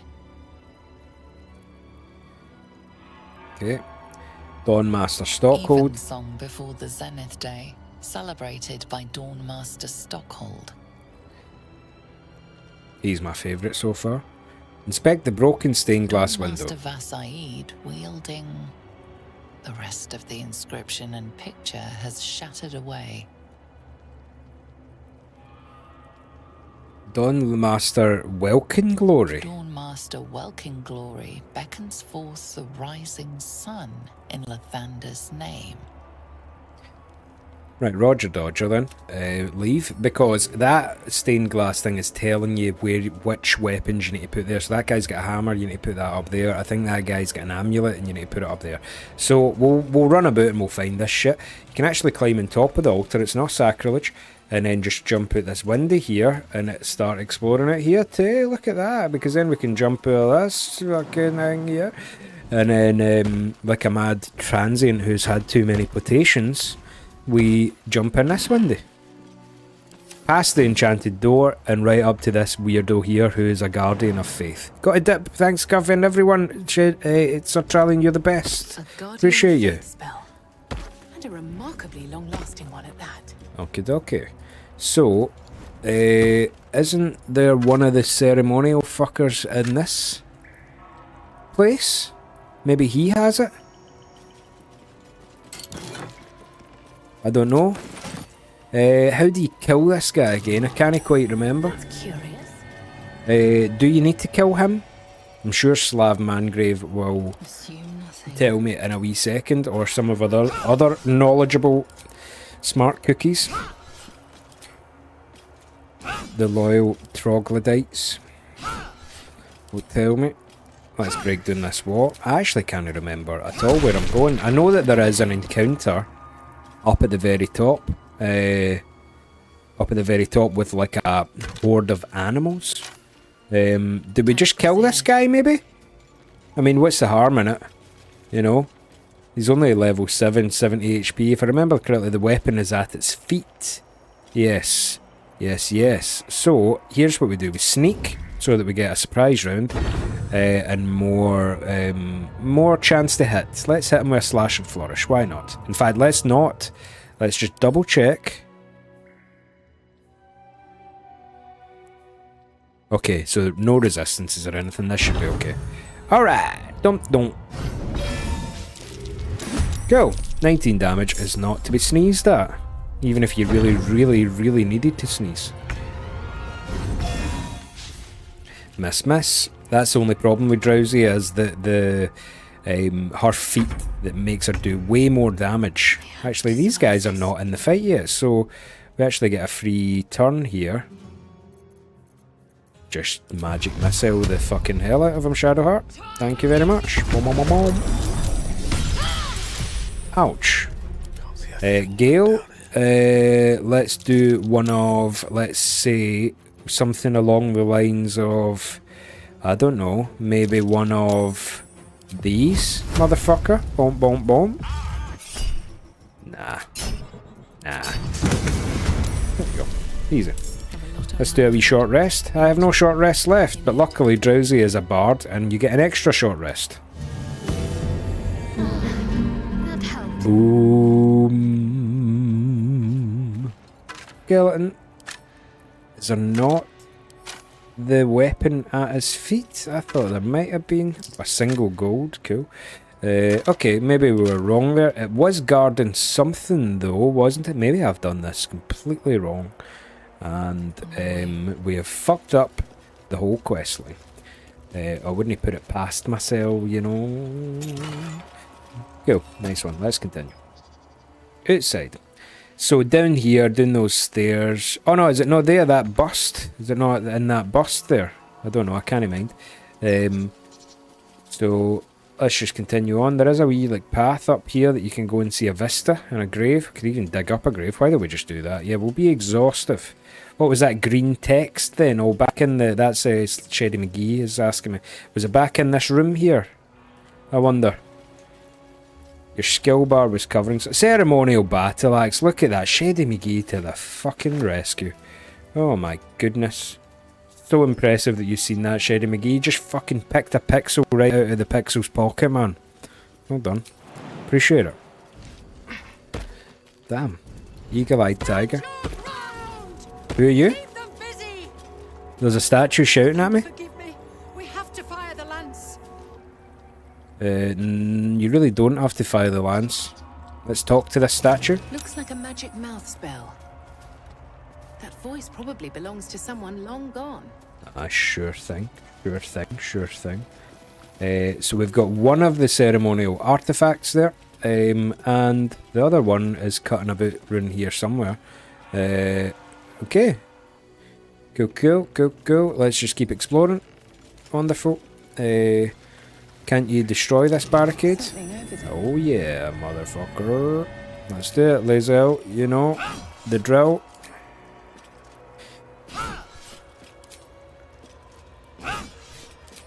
Quite glad I'm level 6 now. It's just... the combat is hard in this. So hard that you kind of need to cheat yourself in a way. You know, you do need to... It's kind of like Elden Ring. Like, there's no fucking trophies for making this game hard for yourself. You really need to, in Honor mode, use everything that it gives you. You know, really optimize it. Have a wee look up. I'm taking no credit for designing any of the numbers on any of the builds that I have, like the charisma and strength and stuff like that. No. I don't know that stuff. However, yeah, it's pretty obvious what spells are going to work. See, once you realise the interactions between like water and lightning and stuff like that, or the fact that fire does a lot of residual damage, you can really spec around some really cool, interesting stuff. The one that I've never done, and I've brought this up before, I've never been a monk. Never monked it up. You know, never watched the TV show Monk, never been a monk in real life, and I've never had a monk in Baldur's Gate, so I'm not up to date with my monking, you know. I've only seen a monkey at the zoo, but we did talk about monkeys earlier, so maybe that counts. Does that count? Oh, we're actually behind the enchanted door there. Look at that, happy days. Cool, excellent. Holy blood of Lathander. Here goes nothing. The blood of Lathander, spilled in holy battle with Samaster, immortalized here for all to worship. I wish audio recordings existed of times long. Lathander here. No wonder it was looted. Ah, the blood of Lathander is the legendary weapon in question that I keep going on about. So, Fresh Start is saying, I wish audio recordings existed of times long past. I'd love to hear people from millennia ago. And yeah, absolutely. It's kind of cool that now we actually have that. And we are... It's funny to... Obviously, your little slice of life... it does feel like times are changing faster than we can keep up with them. But at the end of the day, technology, we're only right at the beginning of it. You know, so if you have something to say, a song to sing, or a joke to tell, you would still be considered amongst the very first of the human race in cosmic timescales to put your story down onto digital recordings for forevermore for the world to see. So if you ever think to yourself, it's too late to stream, you know, streaming's happened, or maybe you want to make YouTube videos or an album and you think, whatever, the time has passed. And cosmic timescales, we're right at the very fucking beginning of this technology, and you would be one of the very, very first early adopters of it. So if you have something to say, you better damn well say it and record it, you know. I want to hear what dinosaurs actually sounded like. You know? Yeah. If you're a monk, don't go to Croc's house in Minecraft. Yeah, I've heard about what you got up to in Minecraft, you fucking transients. Okay, so we've not done quite everything that you can do up there, but I kind of want to just move forward. Let's just get it going. I think the correct me if I'm wrong, but you still need to go in to the monastery to get to the Blood of Lathander part. Is that right, Slap Mangrave? I've not done anything that we can't come back from. Let's just go in and we'll see what this Githyanki Crash is like next time on Baldur's Gate, because that has to be an episode of gaming. Did we do much that episode? Yes. Was it interesting? Ah, it's not up to me. So there we go. Appreciate you watching on YouTube. I'll keep the stream alive just for a wee second, but I'm going to stop the episode of gaming there. Cheerio!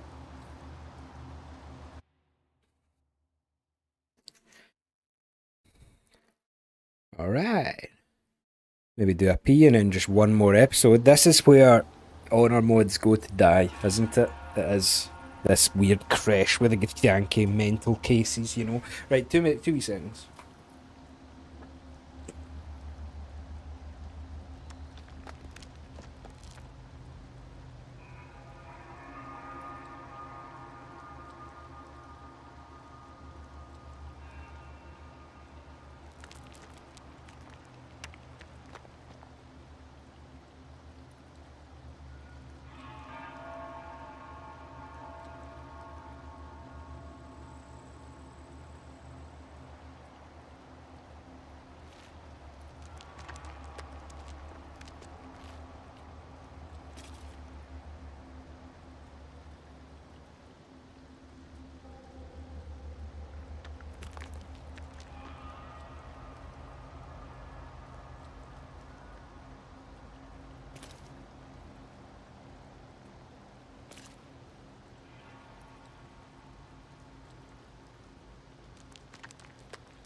Okay.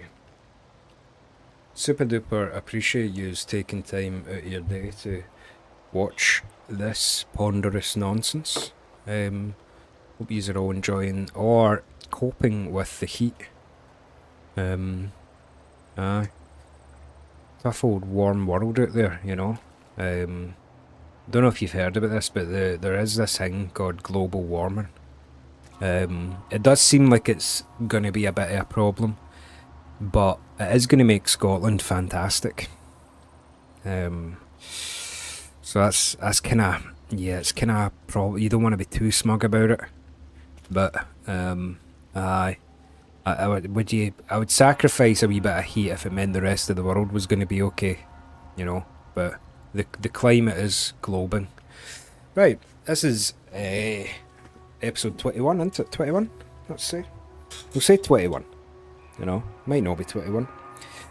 Well, it's episode 21, or it very well might be episode 21. If it's no, I apologise. Right, we're back with Drowsy, we're back with the gang, we're level 6. We didn't fucking long rest at the end of the last episode, and I think I kinda need to when I go in here. Should I just go and long rest now? Oh, fuck, why did I not fucking do it at the end of the last episode? That's just the way it all works around these parts, isn't it? Let's long rest. And Slabmangrave says Drowsy needs a haircut. Aye, it's true. I actually quite like that haircut that she's got the new. We'll see. Maybe the next time I turn it on, we'll change it. We change it all the time anyway. Carlac wants a word. Makes my day better. Hey, soldier, well, I'm not feeling so good. My engine is getting worse. Feels like it's going to burst out of my chest. We need to catch up with Damon. See if he's thought of a way to fix this thing. If it can be fixed. Damon. Don't worry, we'll find them. I'm sure we will. But, in case we don't, a bit of advice. You leave your left flank wide open. If I'm ever not around to cover it, you may find yourself on the wrong side of a goblin spear one of these days. Left flank. Roger Dodger. Okay, do a quick longy longerson. You know, the drill. Use some camp supplies. I might actually check how many camp supplies we've got here, because it is an exhaustible resource, and it's kind of your honor mode fuel if you've got enough food. If you've got enough food, honor mode isn't terribly hard, is it really? Let's see. We have 298. So each long rest needs 80, so there is a math equation that would allow a human being to work out how many long rests we have. Maybe somewhere between 1 and 17. FT says 3. There you go. So she's on the, you know, that's right on the. That's what I'm talking about. She's so quick, you know. Right, cool. Let's go. I love looking at you two. Owlbear, Cub, and Scratch. I kind of love that, you know. So I have cats in the house, and they do like each other. I would love to say, I think they like each other. I hope they do. But sometimes they fight each other as well. There is part of me that kind of wishes they were maybe better friends than they actually are. But you never know with cats, man. Know what I mean? Have we met Gale's wee granddad yet? No, I'm actually going to just leave that for actually leaving the creche. So we're going to meet him. He's cool. I like him. And he's actually he's a prominent figure in actual D&D lore. Right. Monastery basement. We're going to get either fucked up by a bunch of Githyanki's and their god, or vice versa. So this place is fucking hoaching with Githyanki people. Sentries to arms! Oh, what? Easy, Tiger. Come on. State your purpose quickly. Stand down, Gish. Is it not Vlaakith's command to welcome her faithful? I expected no visitors, faithful or otherwise. Why have you come? I'm not allowing Lae'zel to answer, because that is just basically saying, Jesus, take the wheel. So, persuasion. You Githyanki hate Illithid. I have proof they're invading and we need your help. Big numbies. That guidance. Big bonus though, come on. Yeah, that's going to be a huge number. 28. We are aware, and it is dire. But of late we've been distracted. Perhaps the news you bring will change Inquisitor Wargaz's mind. Seek the Inquisitor within. Step lightly, Istik. He's not known for his lenience. Roger Dodger. Okie dokie. So you do need to step lightly in this place. You do. It's just one of these places, you know. It's one of these places. You can though, however, especially considering that we have a mega bean, and when I say a mega bean, that is referring to the amount of gold the party has. We do need to go and find the shop person. I can't remember my way around, so let's find it. It's a nice looking place, you know. There's a small portrait of Vlaakith there that you can end, if you were so inclined. That portrait can end your honor mode run if you wanted to, because one of the options when you go up there is you can draw a moustache on it, and I think everybody gets fucking raging at you, you know. So right, so in here, right, is the birthing pool, the hatchery. This is where the eggs are. And Lae'zel's saying that there's maybe not as much Githyanki eggs as there should be, but over here you can see some Githyanki eggs, and you can go and talk to these Jake Balls as well. And basically this is where he would steal that egg for that woman in the last episode, episode 20 at the cave, and I'm Guffbaw, right? So you can go there and do that if you want. I'm not terribly interested in that. I've fucked about enough. Let's go and find the shop. Honor mode moustache percent. Yeah, world record there, beep beep. Yep. So let's continue on. Oh no, this is not the place we want to be at this moment. We want to be here the very second we buy everything. Oh, what? Right, no, right. Shut that door again. No, we don't need to shut the door. Come on. Okay, let me check the map. Yeah, okay, cool. Let's keep going. Have a wee look around. Now, I tried to make it as watchable as possible from a camera angle point of view. Just let me know if my camera working is a bit too kind of frantic, a wee bit too frenetic. You know, we don't want to go in there because that starts something, I think. So if I'm moving too fast and you would like me to slow down my camera work, I try to make it as, you know, cinematic as I can, but sometimes I forget, you know. Okay, cool, let's go in here. Is this not the shop? The quarter mistress up here? Something's on my mind. Let's go. Ugh, blood, rust, squall. Is there no odious substance not smeared on this delivery? Odious. I heard this plane was disgusting, but I didn't think it would be like this. Fuck up, yeah, odious transient, or I'll fucking drink a potation and square go you. There must be something worthwhile on this plane, or you wouldn't be here. Most metals here fold like istics, much like istics themselves. But if you're so keen to extol their virtues, you can pay accordingly. I like her hairdo. It's kind of Ben Stiller in Dodgeball hairdo. You know the one? Okay, let's have a look. Defender flail. No, what is it you want? You want this, do you not? Just in case. The Knife of the Undermountain King. Reduce the number you need to roll a critical hit while attacking by 1. This effect can stack. When you roll 2 damage or less, it re-rolls the dice, taking the highest result. You have advantage on attack rolls against lightly or heavily obscured targets when using this blade. Now that's good for Drowsy, I think, if you put it on instead of Falar Alluve, and maybe gave Falar Alluve, I can't say that, to Gale. I think that would be how that works, and then she gets a wee bit more chance to crit. We can think of that. What's the other one you want from here, yeah? Let's check. When the wearer casts a spell that requires concentration, they gain 8 hit points. Not bad. No, brilliant, you know. Unseen Menace. This weapon is invisible while equipped. That's hopeless. Gloves of Dexterity. Set the wearer's dex to 18. The enchantment has no effect if their dex is higher without it. It's expensive stuff. Like, I wouldn't be able to afford the 2 of them. Let's get a Falafel Aloof. Yeah, or Baldur's Gate themed takeaway restaurant after you. Yeah, funded with Dark Firefly's 10 gifted subs from the last episode. Right, let's actually buy the Knife of the Undermountain King, because I like the critical hit, and then we'll figure it. I know it's a big investment. It is a big investment, and that's true, but we've just given her a lot of money here. So what we can then do, we're doing some extreme menuing. Strap yourself in for some extreme menuing.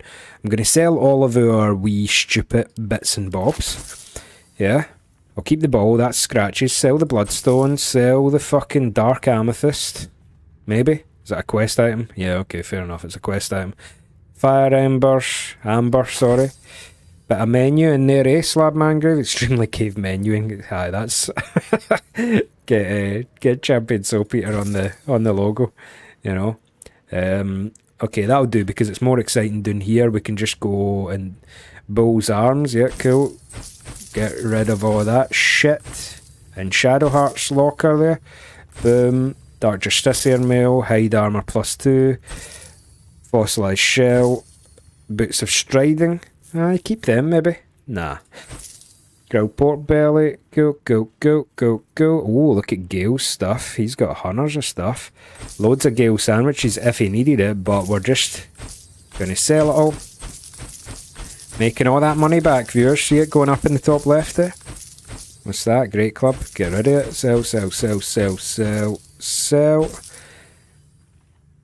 Jorgorals. Greatsword. Sell. We'll keep you a sandwich, Gale. You know? The Dark Amethyst is for the Necronomicon, so it is Slab Mangrave. Okay, we'll keep it then. We'll keep it. Boom. Gale, we'll make you a sandwich out of something. Don't worry yourself. Don't fucking worry yourself. Right, we've made up all of our money back, and then some actually. Everburn Blade, we'll keep that for old time's sake. It's a good laugh. Faithbreaker, sell it up. See, Blair asks, what game is this on YouTube? It's Baldur's Gate 3 on YouTube, though it might say Meccha Chameleon, because of factors that are out of my hands. But welcome, it's Baldur's Gate 3. Appreciate that you might not actually want to watch that, but hi, welcome to the cave. Anyway, ringmail armor. Yep, we've made some money back, and then some. Oops. The water sparkers, keep that right. And now we're looking pretty trim in that department, and we actually could buy the gloves. Where are they? These gloves. Set the wearer's dex to 18. Yeah, I want them, so I'm going to buy them. Cool. On your way, then. Excellent. Right. Wonderful. Let's do a wee bit of rethinking our builds here, yeah? Let's take Falar Aloof, put it on Gale, equip it with Gale. Now that's cool for him. Let's put the Knife of the Undermountain King on Drowsy, because that gives a wee bit extra. I don't know if it gives it on the bow, you know? Maybe it doesn't, but whatever. And then the gloves, because who is it that wants to have high dex? Pretty much everybody wants to have high dex, but Drowsy gets first pick, yeah? Drowsy gets first pick. Although the advantage in sleight of hand checks has helped me out a bunch, and Shadowheart doesn't actually have any gloves on.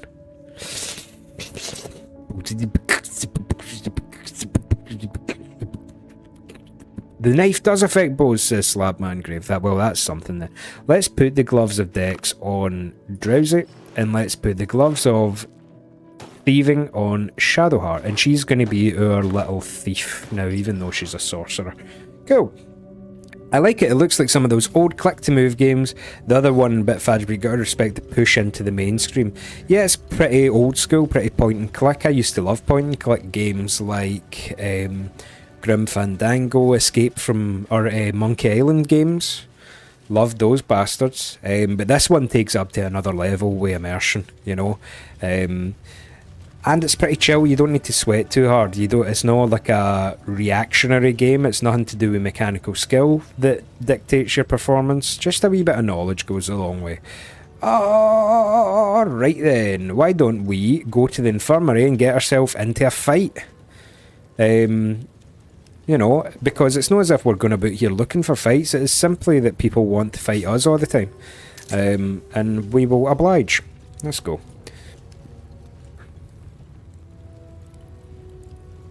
Infirmary. Right, first thing to do, get everyone in and shut the fucking door behind you. Trust me. Shut the door behind you. Okay, it seems that they're torturing somebody. These Githyanki people really do like a bit of casual torture of other races. So it's quite hard to fucking, you know, it's quite hard to get behind some of their philosophies. Slabmangrave saying, I've been wanting to try the old isometric Fallout games because they're supposed to be really good, but sometimes you're spit old and off-putting. Yeah, 100%. You know, say what you want about old games and new games, but some of the modernizations that have happened in new games make them very playable. Vertical incision from pineal eye to end of notochord. Intestinal coloration consistent with samples 231 to 259. Do you have a question? Or are you just going to stand there gawking?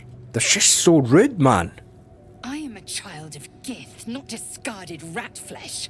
Am I not due your respect? Perhaps. Perhaps not. Let the Istik with you speak, and I will decide what respect you're owed.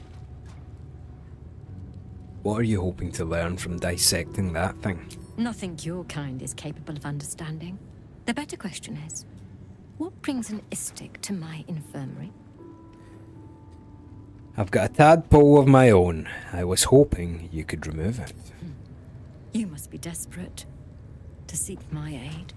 Tell me, how long have you been infected? A few days. I stopped counting when I ran out of fingers. A sign that your cognitive abilities are not so robust as they appear. Still, you appear to be functioning far beyond the capacity of others I've observed in your condition. How fascinating. She's creepy. Either your tadpole is special, or you are. We must find out which. Go to the Zaithisk. I will ensure you're cured. And the Zaithisk is? The apparatus at the top of those stairs. Quickly now. Time is of the essence. Okay, so there is a thing that happens here where you can get a permanent bonus for your party. And there is a case that you use some items here to make your rolls a bit better. I can't quite remember what it's going to do, so I'm just gonna go for it, you know? I'm just gonna fucking go for it. Why not? Zaithisk. The device is strange, made of taut flesh and pockmarked metal. It waits for something. That's weird. Zaith'isk. Vlaakith's purity distilled. My duty. My right. I would let Lae'zel do it, says Slabmangrave, and then convince her to get out, because it's a persuasion thing. Okay, go ahead, Lae'zel. You've earned it. Vlaakith. Let it be done. Thank you, Slabmangrave. Sit, child. Let the Zaith'isk end your suffering.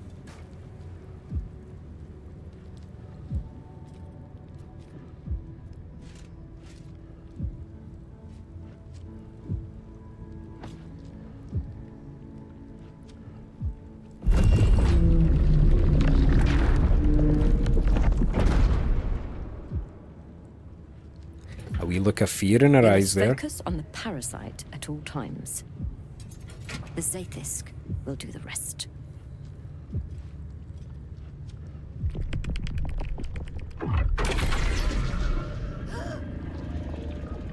An unseen blade cleaves your mind in two. Impossible pain sears your bones and body in concert with Lae'zel's. The Zaith'isk's psionic forces batter Lae'zel's thoughts. There is no chance she will survive this unscathed. Oh my god!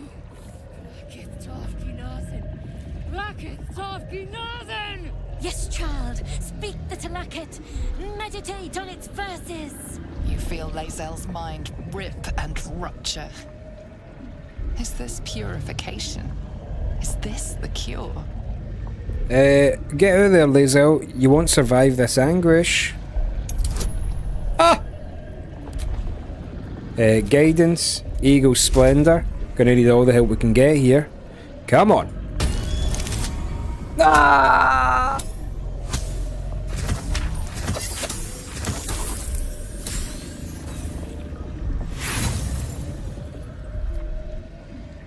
Use inspiration. Ah!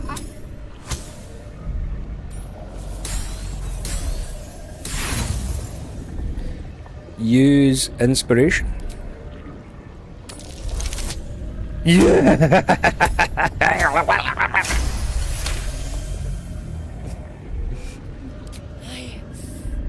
Yes. I feel it. Splitting. Burning. Ah!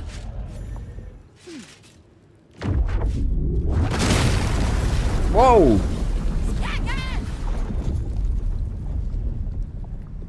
Oops. What madness is this? The Zaith'isk nearly destroyed me. I am Githyanki. I will not be Geich. My life's work. Sorry we destroyed your machine there, my friend. She lives. And so does her parasite. Her voice cuts with a fanatical edge, an obsession bordering on mania. If there's a chance the parasite lives, she wants it. Oh, you're not getting it, you fucking dick. Your Zaith'isk tried to kill Lae'zel and failed. The Zaith'isk does not fail. The only variable in this experience was you and your parasite. And I will uncover how this happened. Wait here. I will gather my tools. You go and gather your tools, you fucking tool, eh? Fuck's sake, that was close. Six-Pack Chewback says never knew this was a gambling game, you know? Aye, hello there. Broken Kitty's here, says Cave, hello there. Right, that was a close call. There is a way that you can get a permanent bonus for your characters out of that thing, but I can't remember how to fucking do it. Right, Lae'zel's probably a bit upset. Don't be too upset. No. I kept to my faith. Yet the Zaith'isk might have killed me. The Gustil tampered with it. Traitor. And there may be more still. This must be why the Inquisitors come. A traitorous doctor? How can you be so sure? Vlaakith does not abandon Githyanki. The Zaith'isk was tampered with. There is no other explanation. No other explanation? No hurry. Got you. We must go to the Chirai and inform him of the Doctor's sedition. Gale looks sad for Lae'zel at the back. Yeah, Gale's got a heart of gold, doesn't he? He does. I believe that she's locked us in here. That motherfucking stupid doctor. You know? So, just like if a real doctor, GP, locked you in the room after he tried to kill you with a weird fucking machine, we are going to kick the door down and probably batter him.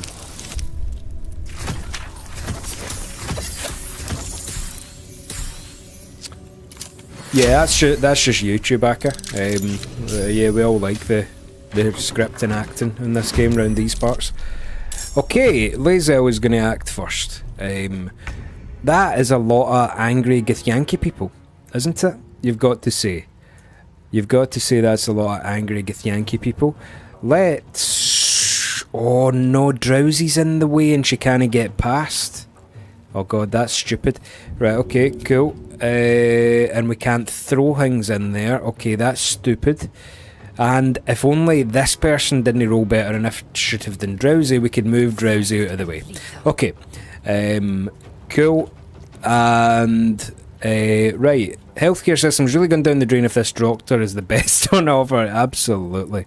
I wonder if we should just Misty Step through there, bonus action. You know what I mean? Just so that we can get a turn here.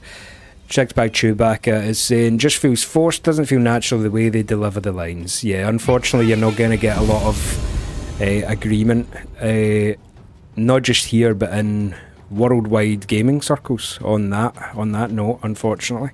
This game has been pretty highly regarded for its voice acting and its story, so maybe it'll grow on you, maybe it's just this scene, but I would compel you to stick around because maybe it'll grow on you, and maybe if you've only just started watching the now, none of it makes sense contextually.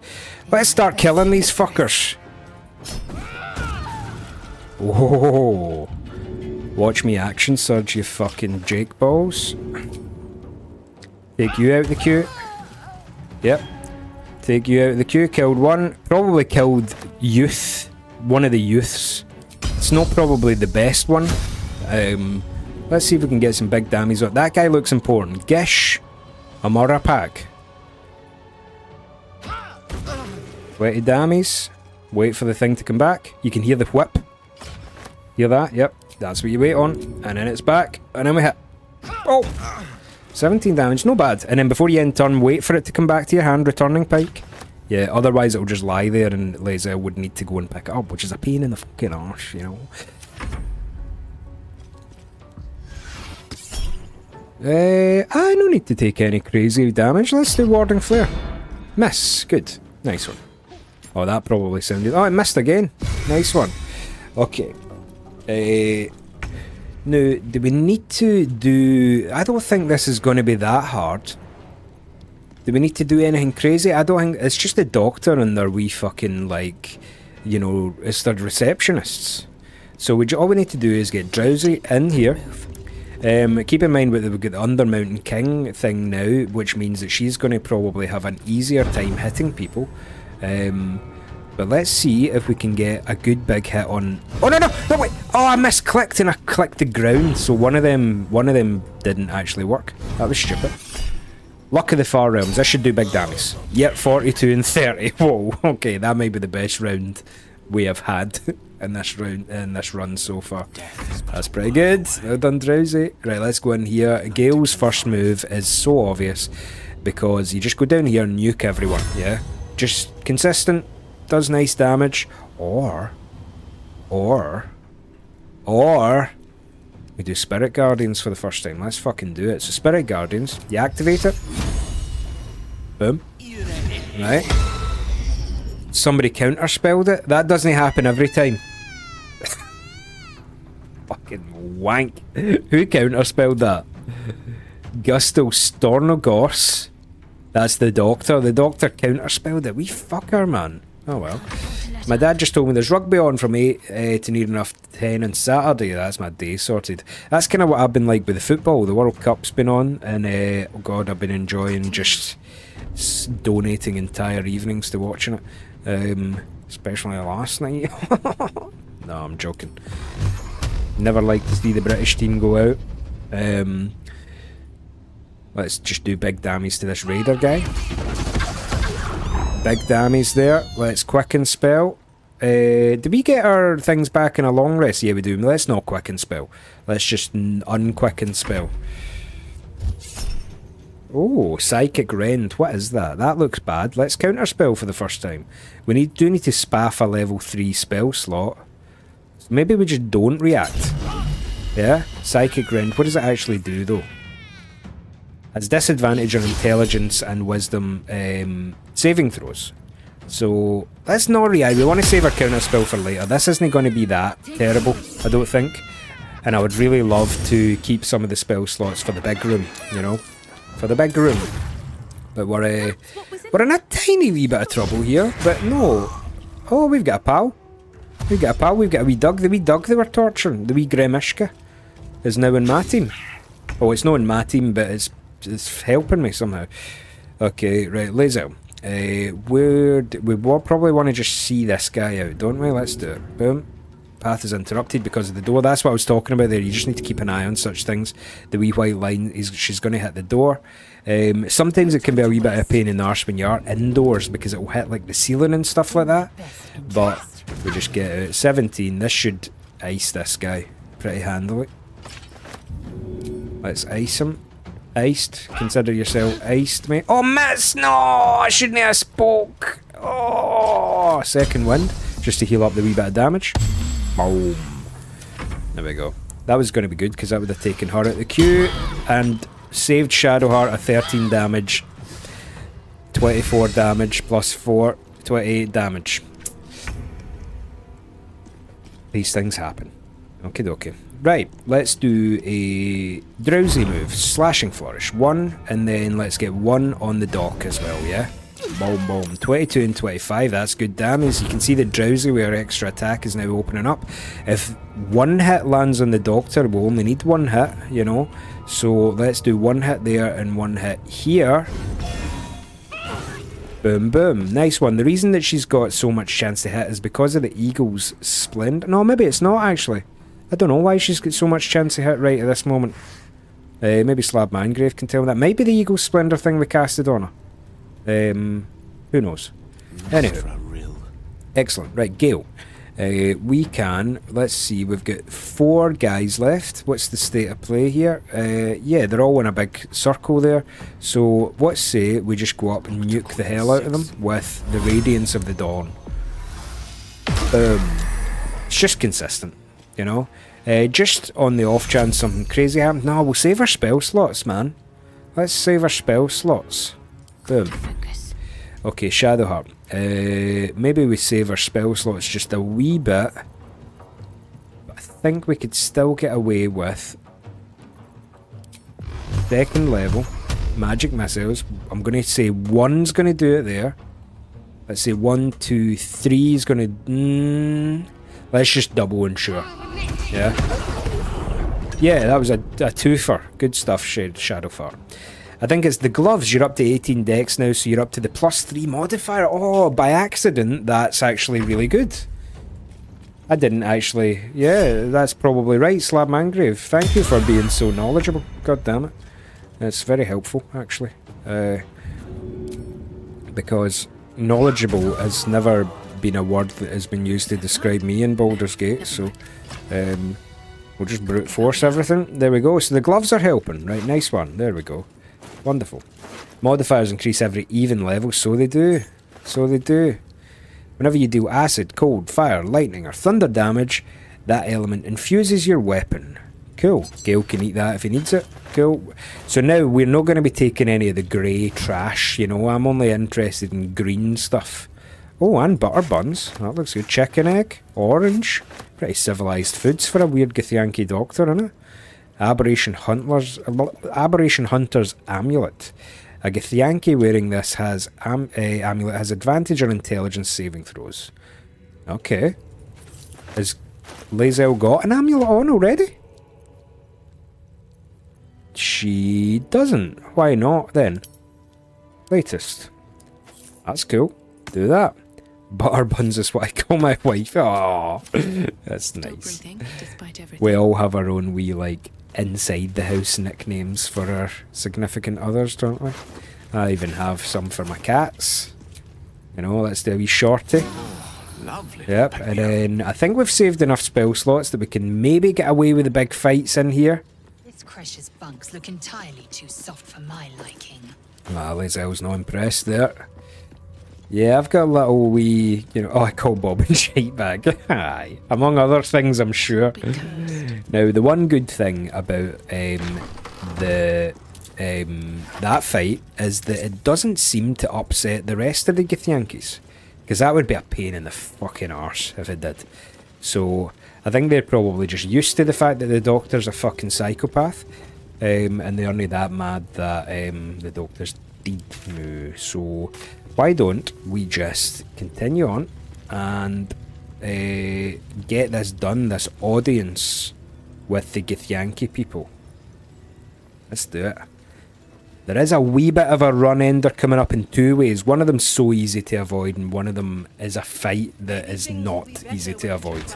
So this is a potential run ender. We'll see though. We'll see. I can explain. The latest batch of cultists knew nothing of the astral prism. They were just trying to find Moonrise. They all head there. My Gish have drafted plans to assault the tower. They are ready to fight. Chitrai, we could sift the missing artifact from the tower's ashes if you would give us... Quiet. Find the astral prism, Therazin. My patience falters. Yes, Chitrai. You heard him! Go! Do as she says. She remains your Kithrak. For now.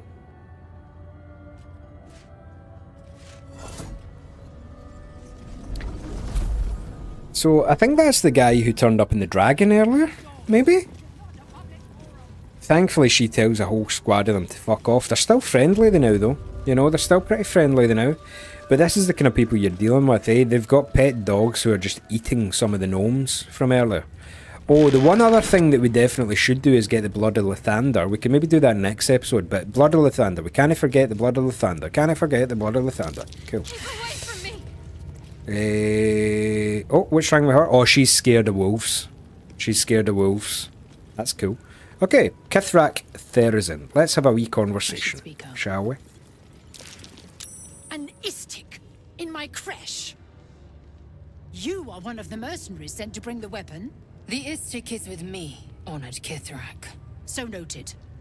But my question goes unanswered. Do you bring the weapon? Don't tell her anything.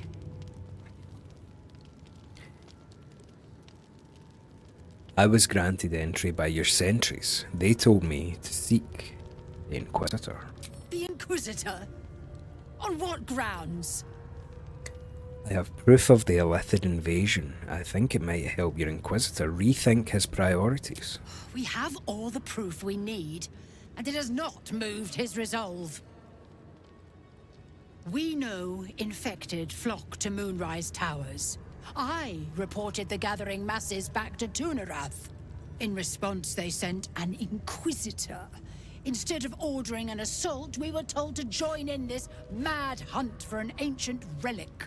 Meanwhile, Illithid sickness spreads right in front of us. Tunarath. What's so important about this weapon? I do not know. This hunt is the Inquisitor's folly, not mine. What does this weapon look like? It is small, angular, metal, adorned with Tirsu script. Stolen by true soul heretics. You sense Shadowheart's worry. This weapon sounds like the artifact you carry. What was that look? You know something. Oh, she's very perceptive. Do you have it? Okay, I have what you're looking for. I sincerely hope you know what you're doing. Shema Zala Vlakith. Give it to me. Well, a fuck. No. Produce the artifact. No. No!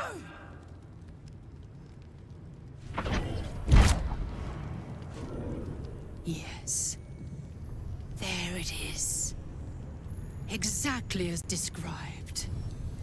The Inquisition will finally come to an end.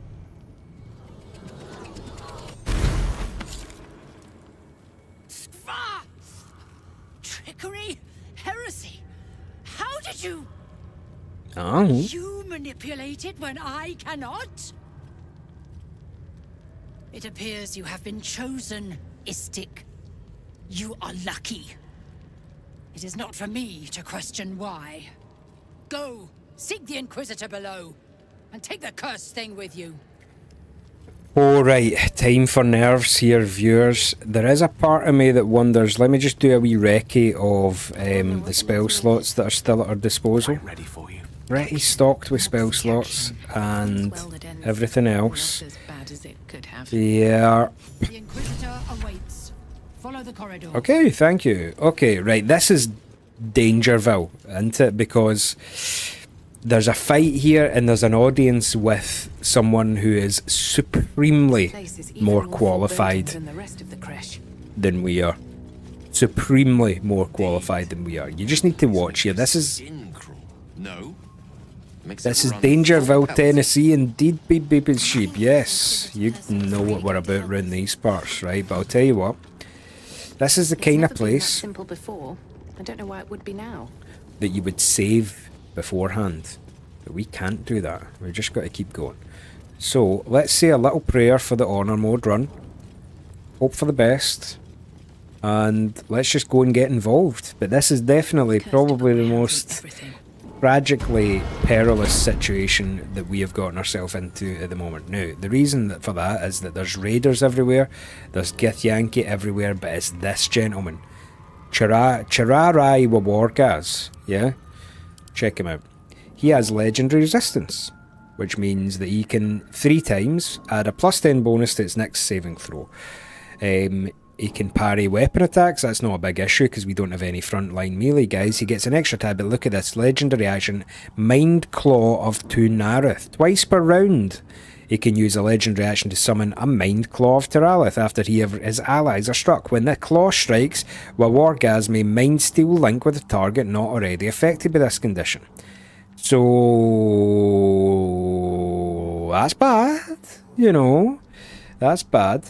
However, we can initiate the conversation first because we don't want to miss any story. I'm going to try and complete honor mode by not cheesing anything terribly. Let's just go. Where are the cones of vision here, yeah? So here's what you want to do, right? No, we can't do that.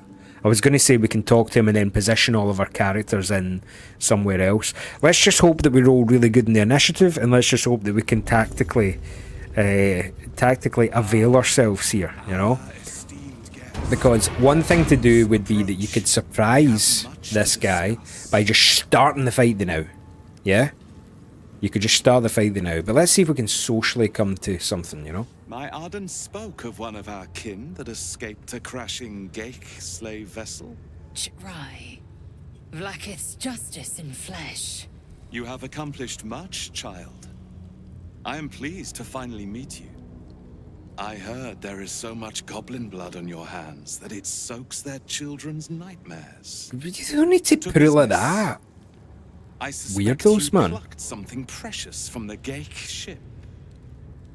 Something that belongs to us. The weapon.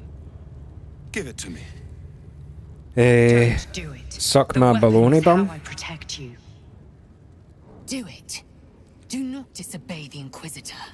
He does just give you it back, I'm pretty sure. I can't. It protects me, maybe? I can't quite remember. I can give it to you, but I don't think you'll like it. Perhaps you should leave the thinking to me, Istik. Hand over the weapon. I can't. It protects me. Indeed. And what does it protect you from? Oh. All kinds of bad things. It's my lucky charm. Big fucking bonuses here, like. And guidance. God, that's maybe the most bonuses I've ever seen. Like, let's see. 34. You really have no idea what it is, do you? But you are not wrong to observe that you need protection. Once the grand design comes into effect and the Illithid Empire is restored, all life will be over as you know it. We took an interest in you when you became involved with this absolute cult. A pestilence of infected slaves, the first symptom of the Grand Design in action. But you are lucky. That weapon you carry is the solution. I have heard it from Queen Vlaakith herself. Hand it over. What is the Grand Design? The Grand Design is what all Geik seek. The restoration of the Illithid Empire, which spanned the entirety of the multiverse. For centuries, their elder brains sought to bring back their dominion. Every plot they hatched, we stopped. But now they are close to succeeding. Never before could they pause ceremorphosis. Never before could they let the infections spread undetected. You saw the thralls gathered on the Geik ship. Imagine that everywhere. Wants, needs, choice. All would cease to be. Everything rendered unto the Geik. So, the weapon. So, please. He's talking about all of the mind flayers. Geik is what they call mind flayers, yeah? And he's, I mean, the Gith have a pretty noble purpose of fighting the mind flayers. They're just such dicks about it. Right, okay, produce the artifact. No. So it is found. Uh-oh. Here we go. Don't upset her. Ah! Vlaakith Gorg Skathzai. My queen. Skathzai. Indeed, it's Wasp Fly. You are invited to kneel. Do not disobey her. You will obey. In honor mode, do not disobey her. Kneel. She said kneel, you fucking kneel. She'll ice you and not even fucking break a sweat. In a cutscene, she'll click her fingers and the honor mode's over if you don't fucking obey her. These attendants you keep, you taught them well. Scary, look at that. My laser. Chma Zala Vlaakith. You know me. Erlon of Kalir speaks most highly, as did Alchaya before. You seek purity. I may yet grant it. This is the Githyanki god Vlaakith. Jesus. You bear that which is ours. But are you friend, or are you thief? Friend. Big time friend Shady McGee saying, first playthrough I pissed her off and she straight up killed me. Yes, same. Me and Loz decided to toe the line with her and see. I'm the hero who found your weapon. Is that maybe doing the line? Yep. Your utility is proven, but your heroism Don't piss her off, Guffbaw. A test, then, to see if you are as capable as you profess to be. That weapon you carry, the astral prism, it is corrupted. I will cleanse it for you, my queen. Tell me how. There is someone inside. Their mind is warped, broken, a blight. They are an agent of the Grand Design, sent to sabotage the astral prism. Our last defense against the return of the Illithid Empire. As long as they live, the prism is compromised. Kill them! Do this, and I will cleanse you and your allies. Do this, and ascend! Ascension. My queen. An honor gained. A burden borne. You must accept. Refuse, and you will know my fury. Oh, listen, relax. I will do as you wish. Use the Planecaster's power to enter the artifact. Be wary of the creature's lying tongue. Cut it out if you must. Okay, so it's now safe. Gas? They are not to leave until it is done. As you say, my queen. Shma Zala Vlakith. We will not waste a second. Starting to get nervous here. Vlakith has spoken. Do not leave this room except to enter the prism. Turn your back on me, and you will feel my blade against it. Relax. It's all gravy, baby. You know, can't we all just get along? Right. Getting a bit nervous now. I think this is when you can disobey her after that, I'm pretty sure. Come on. I need to pee from nerves. Heat pulses out of the astral prism as it begins to flower. Come on. Bit of conversation, then the fight of our lives. Your mind burns hot with excitement.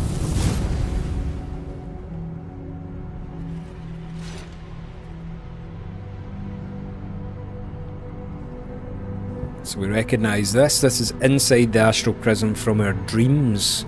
Remember we talked to the dream visitor in here, but now it appears in our waking state. We're now cutting about in the astral prism. So as I understand, I'm not an expert on D&D. Space, bounded, compressed in a fold. A pocket of astral plane.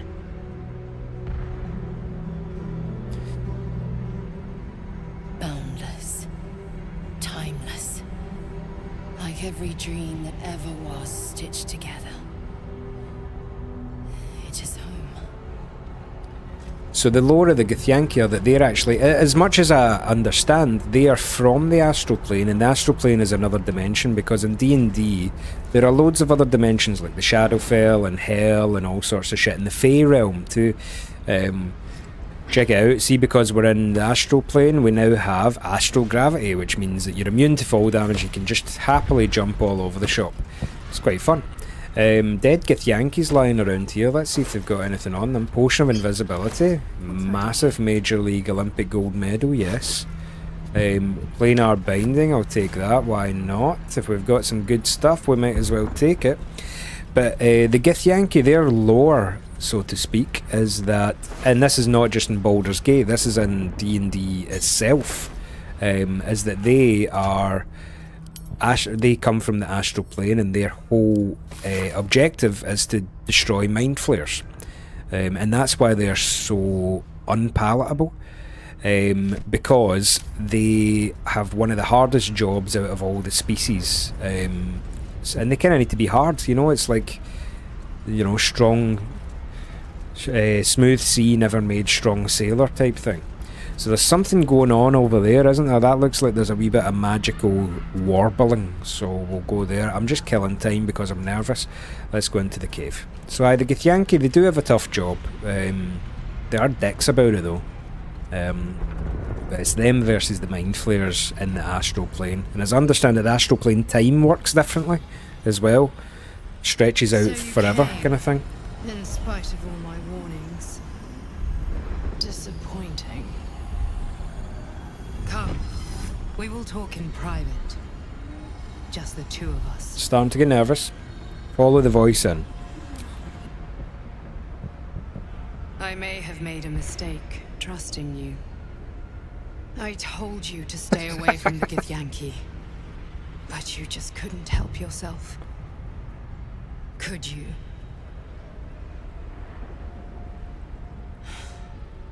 And now, you've come here to murder me. Glorious. No notes.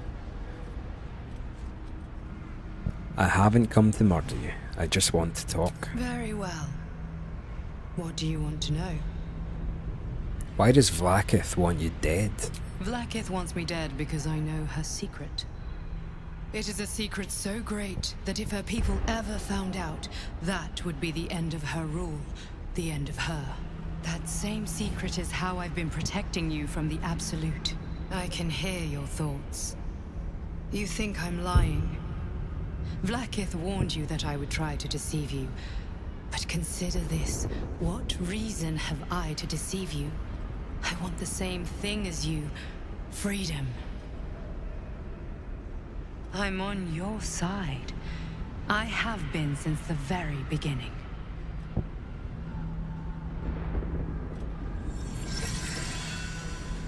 Whoa. Watch yourself.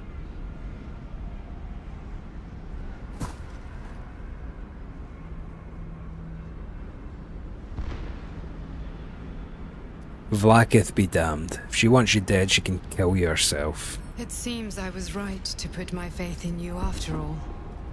Thank you.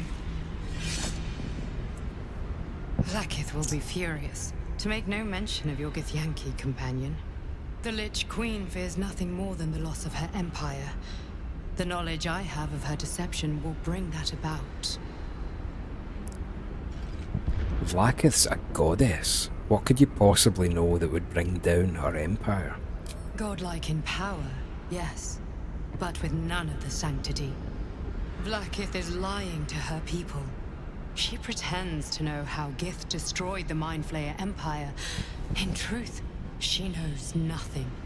If the Illithid Empire were ever to return, she would be incapable of stopping them. And if her people found out about her impotence, there would be mutiny, revolution, the end of her rule. So she's a fake god. Fake news. But that very power, the power to resist Illithid control, which Vlaakith only pretends to know, is how I've been protecting you. I suppose she hoped to extract it from my corpse. Okay. Since you spared me that fate, she will come for you. Let her try. She most certainly will. I have delayed long enough. The next attack is overdue, and I can't risk you being caught in the middle of it. I need you out there, searching for the Absolute. You were on the right path, to Moonrise Towers. Return to it. Be warned, the Inquisitor awaits your return from this place with orders to kill you. No doubt the rest of the Kresh will join him. Yep. Good luck. So it appears that Vlaakith is a fake god. Killed my queen's enemy. And that person is protecting not only us but themselves from the Illithid power, and it seems like Vlaakith really wanted that power. So there you go. I'm afraid I'm not going to kill them. They protect us from the Absolute. Blasphemy! She warned you not to trust the one inside. Your mind tingles. Lae'zel seeks Lae'zel, relax, please. Mr. Bovis is there. Evening, gents. How's it going? Appreciate you, Mr. Bovis. It's just me and the slow version of the cave just now, playing some Baldur's Gate. Appreciate you coming, though. How are you? The Inquisitor is going to kill you, Lae'zel. Is that proof enough of my honour? Persuasion, not too big. Still getting it, yes. Wonderful. Boom, boom. Nice. Mr. Bovis. Just back from Poland the other day, so still on a holiday high. Appreciate you coming. I know it's not Elden Ring like the good old days. But it will be later. To end you here and now, but you either believe your own words, or have suddenly mastered the duplicitous art. Duplicitous, good word. To the Inquisitor, and let us see who speaks with serpent's tongue. Right, nerves, nerves, nerves coming. Nerves. Lot of nerves. This is the run ender. Here we go. Come on. Let's do this. Come on. Come on. Come on. Come on. Come on. Come on. Come on. Come on. Please. Right, so this is where you cannot waste a single fucking turn, right? Oh, and it gives you a wee moment. No, it doesn't. Fuck. I've been waiting. You are named Hashalak. Bend your head, for my blade is ready. Right, please, summon Vlaakith. There's much... Irrelevant, Gake wretch. The Queen has spoken. Oh, Your no. death is decreed. You realize what Lae'zel doesn't. Whatever the outcome of your visit to the Astral Prism, Vlaakith had no intention of letting either of you No, what a fucking arsehole. Okay, we have had 2 people roll well in the initiative queue. Right. Now, we have a pull ripcord in case of emergency, don't we? We do. We have Oceans of Speed. So let's go for it with Lae'zel, especially considering Lae'zel has rolled well on the initiative queue. Drink Lae'zel. That means that Lae'zel is going to get a fuckload of attacks. Yeah? Now, let's take a wee recce of the plan here, right? So, I would say that we really desperately need to kill this guy as quickly as fucking possible, right? So, let's get Lae'zel up to slightly higher ground. No time to waste. Boom. And then let's just double check what his legendary action is. Yeah? Legendary action. Twice per round he can spend a legendary action to summon the Mind Claw there. What is that? Summon a vestigial echo of Lakith's ire as a wicked psionic blade. Right, wicked, mate. Okie dokie. Does he have any legendary resistances or such types of things? Let's see. He does have... Sorry, no legendary... No, just regular resistance. None. Right, okay, cool. Right, nerve-wracking. Let's get this show on the road then. Attack 1. Give me my Luck of the Far Realms. Ready to parry. Yeah, what's that? What the fuck is that? What's he done to Lae'zel? Oh, nothing. Nothing at all. He's just summoned that wee fucker a sword there. Mind Claw of Turanith. Okay, so, cool. So, let's just ignore the Turanith Thorith and we'll just keep throwing stuff at this guy. Oh no, path is interrupted. Right, can we move a wee bit? Let's eat the attack opportunity and hope for a miss. Yeah? Shield. Boom. Excellent. Shield. Right, wonderful. Now we don't get threatened and it's up at 75%. Luck of the Far Realms. Come on. Critical hit. We don't need it. Oh, he keeps summoning hunters of stuff, but he's done it twice this round, yeah? He's done it twice this round. We still have shield and we still get a wee bit of movement. So let's move into the first bit here. Miss. Shield's doing some work. Now we're using the next two attacks to hit. 19. Let's use Action Surge. To hit him another twice. Yeah. Boom. Now that he's used all his legendaries, resistances or that, he can only do that twice around, yeah? Right, cool. So, you have to, even though we didn't kill him, you have to say that near enough 100 damage in one turn is probably an acceptable thing, yeah? Okay, let's end turn. That was a great first turn. Okay, now, we need Gale Mega Damage here, yeah? We need Gale to do Mega Damage because we really, really don't want that guy to get even a single turn. I'd be much more confident if Drowsy was the one in Gale's position right now. But how do we extract the most damage out of this? So Fireball won't kill him, Spirit Guardians won't kill him, Scorching Ray won't kill him, so he's not going to die this turn. He won't die this turn, is what we've got to make our peace with. But what we don't want is everybody bunched up just in case somebody does something crazy, right? So let's get Gale out of the fucking way, right? And then let's give him, let's say, Scorching Ray, yeah? Boom. Luck of the Far Realms might ice him. Go on! Oh, it's good damage, but it's not going to cut it for the first round. But now we can use our Tempestuous Magic Flight to just get Gale up and out of the equation. Yeah? Happy with that. Come on. Right, okay, we nearly did it in one round. Fuck! In turn. Say your prayers. Boom. Go on then. Astral Step, your maw. Mind Steel Link, your maw. What is that again? Counterspell on Drowsy. Yeah, counterspell the Psychic Rend. Absolutely. Boom. Counterspell that, you motherfucker. What does Mind Steel Link do? -2 penalty armor class, vulnerable to psychic damage. So that was good that we counterspelled that. Right, we've actually made it to Drowsy's turn. Fuck me. Right, okay. Let's get out of the fucking equation here. Yeah? Let's get out of there. We're not going to eat an attack of opportunity. Slashing Flourish, 10% only. 10% cause he's legendary resistance. Now, I think though, does that no proc with every iteration of damage? So if I just hit him then now with 2, that'll take away 2 of his resistances. Is that not correct? And then hit him with another 2. Turn off Sharpshooter. I could, yeah, for sure I could. Where is it again? Here. somewhere in it. How do you do that again, though, is the question. Yeah, I can't remember. Can't remember. It's under your passives, I think. Yes, it is. Turn it off just now. Yep, cool. Nice shout, and we get a wee bit higher. Yeah, come on, please. Big dammies. 5, fuck.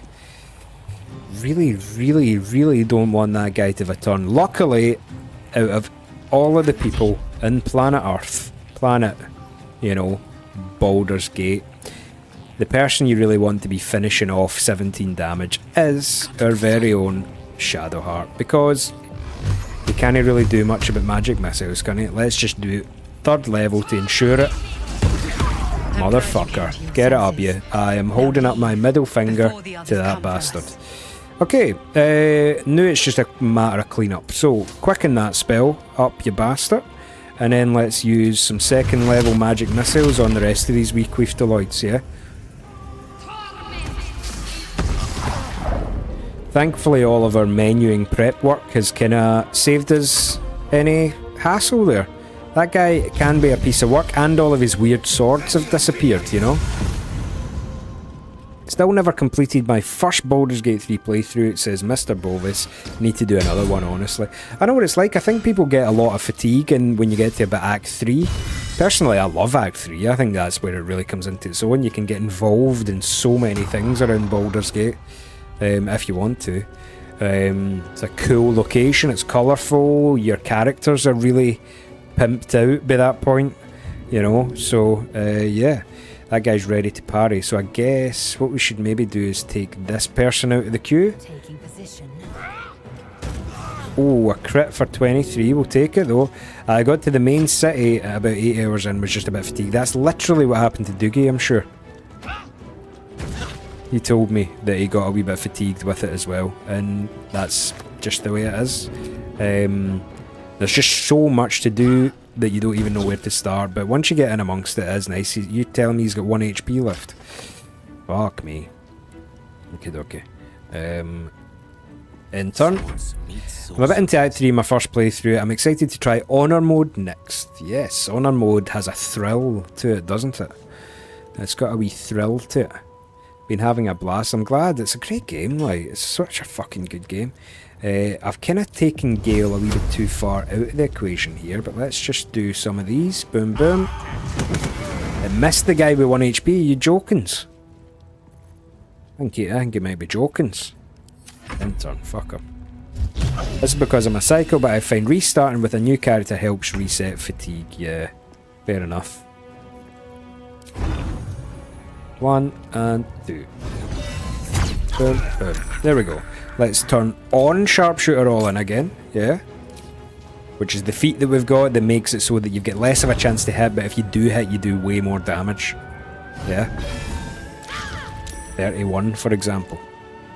2 health. I'm leaving these guys with, like, queefy bits of health, but luckily we know our very own Shadowheart is a specialist at finishing off queefy wee bits of health, you know? So, let's do that, maybe? Is that going to work? Yeah, I think that'll work. Boom. Killed 2 of them, and we only have 1 left over here, which I'm very, very, very happy to go quicken spell. Magic missiles, level 1. Target's too far, no for long. Boom. And then level 1. Still do big damage. Nice. There we go. Excellent. Let's do some throwing with laser. In my best interest. Boom. There we go. Oh, thank God the builds are getting a bit potent, man, because that is a whitey of a fight. It really is. That is a bit of a whitey. And the Honor Mode continues past its most recent Honor Mode bursting fight. And Lae'zel's probably going to be a wee bit upset. Let's see. Vlaakith! I have wielded your fury as a blade. Yeah, she's upset. Roared your wrath as a dragon. You promised ascension. Yet I crawl among my own people, low as an asp's belly. Skageth! I followed your path. What good? This heart of stone, for it to be shattered. She tests me. A trial of faith. Lae'zel, come Kalir on. prepared me. Only the heaviest souls soar to the astral. Yes. Yes. I might gain Vlaakith's favor yet.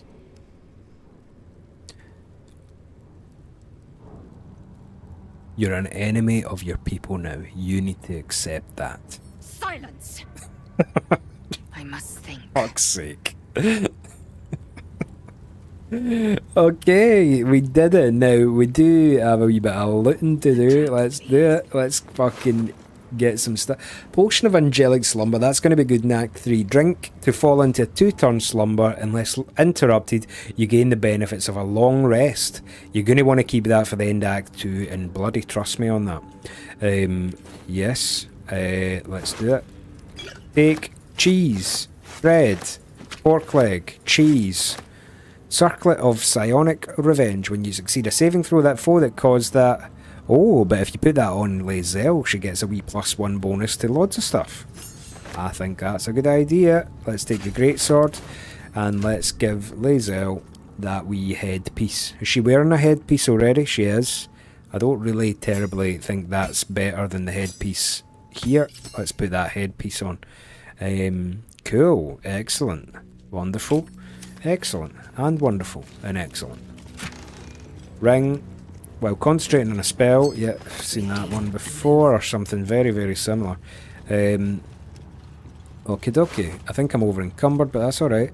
When you inflict a condition, you gain arcane synergy for 2 rounds. I think that's pretty important, yeah? That's pretty important. When you inflict a condition, I'll take it anyway. Let's take that and then take the food as well. I think I'm over encumbered, but we're going to just shove all of our most heavy stuff over to Shadowheart here. Yeah? Just go over there, put that in the backpack, aka Shadowheart, put that in there, put that in there. Big fucking hunks of lamb in that. Wonderful. Excellent. Here we go. Stop saying wonderful and excellent. There is other adjectives you can use, Guffbaw. You know. Well, you know, no read the thesaurus in a while. I take that Githyanki crossbow, we'll take it. Nice one. Let's go and fucking raid all these chests. Silver plates and that, we'll sell them. Oh. Aye, geezer. Don't know what it is, but we might sell it. Fire resistance, vigilance, yep. The skin burster. I like the sound of that. I'm over encumbered again though, so let's go and put some stuff over yonder. Boom boom. Accomplished. Gold. Bronze ingot. A wee ingot. We like ingots. And then over here. Is this no where you start the Blood of Lathander thing? Ah! This is where you start the Blood of Lathander thing. Watch this, viewers, right? So. Maybe a perception check coming up? Yes, there we go. Featherfall antidote, I'll take it. Yep. Some scrolls, I'll take them. Wonderful. Decorated barrel. Now, it does look like... What is it again that you have to do? You need to go like this. Lathander bids the setting sun a fond farewell. Setting sun. Lathander blesses the rising sun. So anyone who's ever listened to the Red Hot Chili Peppers knows which direction the sun rises and falls, you know. Sun may rise in the east, at least it settles in a final location. It's understood that Hollywood's you know the one. So this one needs to be towards the rising sun. So that needs to face what, east? Yeah? So you go up to it, you take a strength character, and you activate it, and it turns. And I think you'd want to make this one face east. Yeah? But then you go up to this one, and it doesn't budge for some reason. The statue starts to rotate. Yeah. but its rusty So, mechanism in classic jammed fashion, there is a thing that you can do in this game. You can do a lot of things. You could succeed in a strength save check, sorry, or you could go into your inventory, take a grease bottle, which we have 4. We are going to give it over to Lae'zel, who is going to throw it at this, which will lube it up. Lube it up, Lae'zel, and then, no, it turns just fine. Turns just fine after that. Boom, boom, boom. Make it face the east, and then a wee fucking secret door opens! Yes! See? And now, I think this is where we go down and we get the Blood of Lathander. Unless I've not done the prerequisite thing. I didn't get the crest. I need to go back up and get the crest. What a fucking idiot. Oh well. Well, on that note, I appreciate that you have all watched this, because that is the end of episode 21. We survived. Bloody survived. Jesus. Oh, Mr. Bovis is resubscribed. Fucking 2 months. Appreciate that. Wow. Fucking hell, Mr. Bovis. Nice one. Right, we are going to call episode 21? 20? 21 maybe, to a halt. Appreciate you all watching. I'll say cheerio to on YouTube. Bye-bye. But I'm not going to say cheerio to you just yet on the stream, because I just want to say thanks for taking the time, Trips. That's been really nice to chill with you and play some Baldur's Gate. Thanks for coming out on this lovely day. And yeah, I might see you all later. So, I'm going to call it quits there. I wonder though, is any other crew they streaming? Oh yes, he's streaming. Yeah. So we'll just raid. See, give me just 2 seconds to set that all up. Twitch. How do you do stuff again? Creator dashboard maybe? Stream manager maybe? Raid? Where is that again? Quick actions. Raid channel. Following. Cool. And we're going to raid our friend of the channel, Cosmic Burrow. Here we go. Cheerio! In 10 seconds, I mean. Thanks for 4 seconds of the stream, Ness. Appreciate you. See you later. I'm going to click the button for raiding just right now.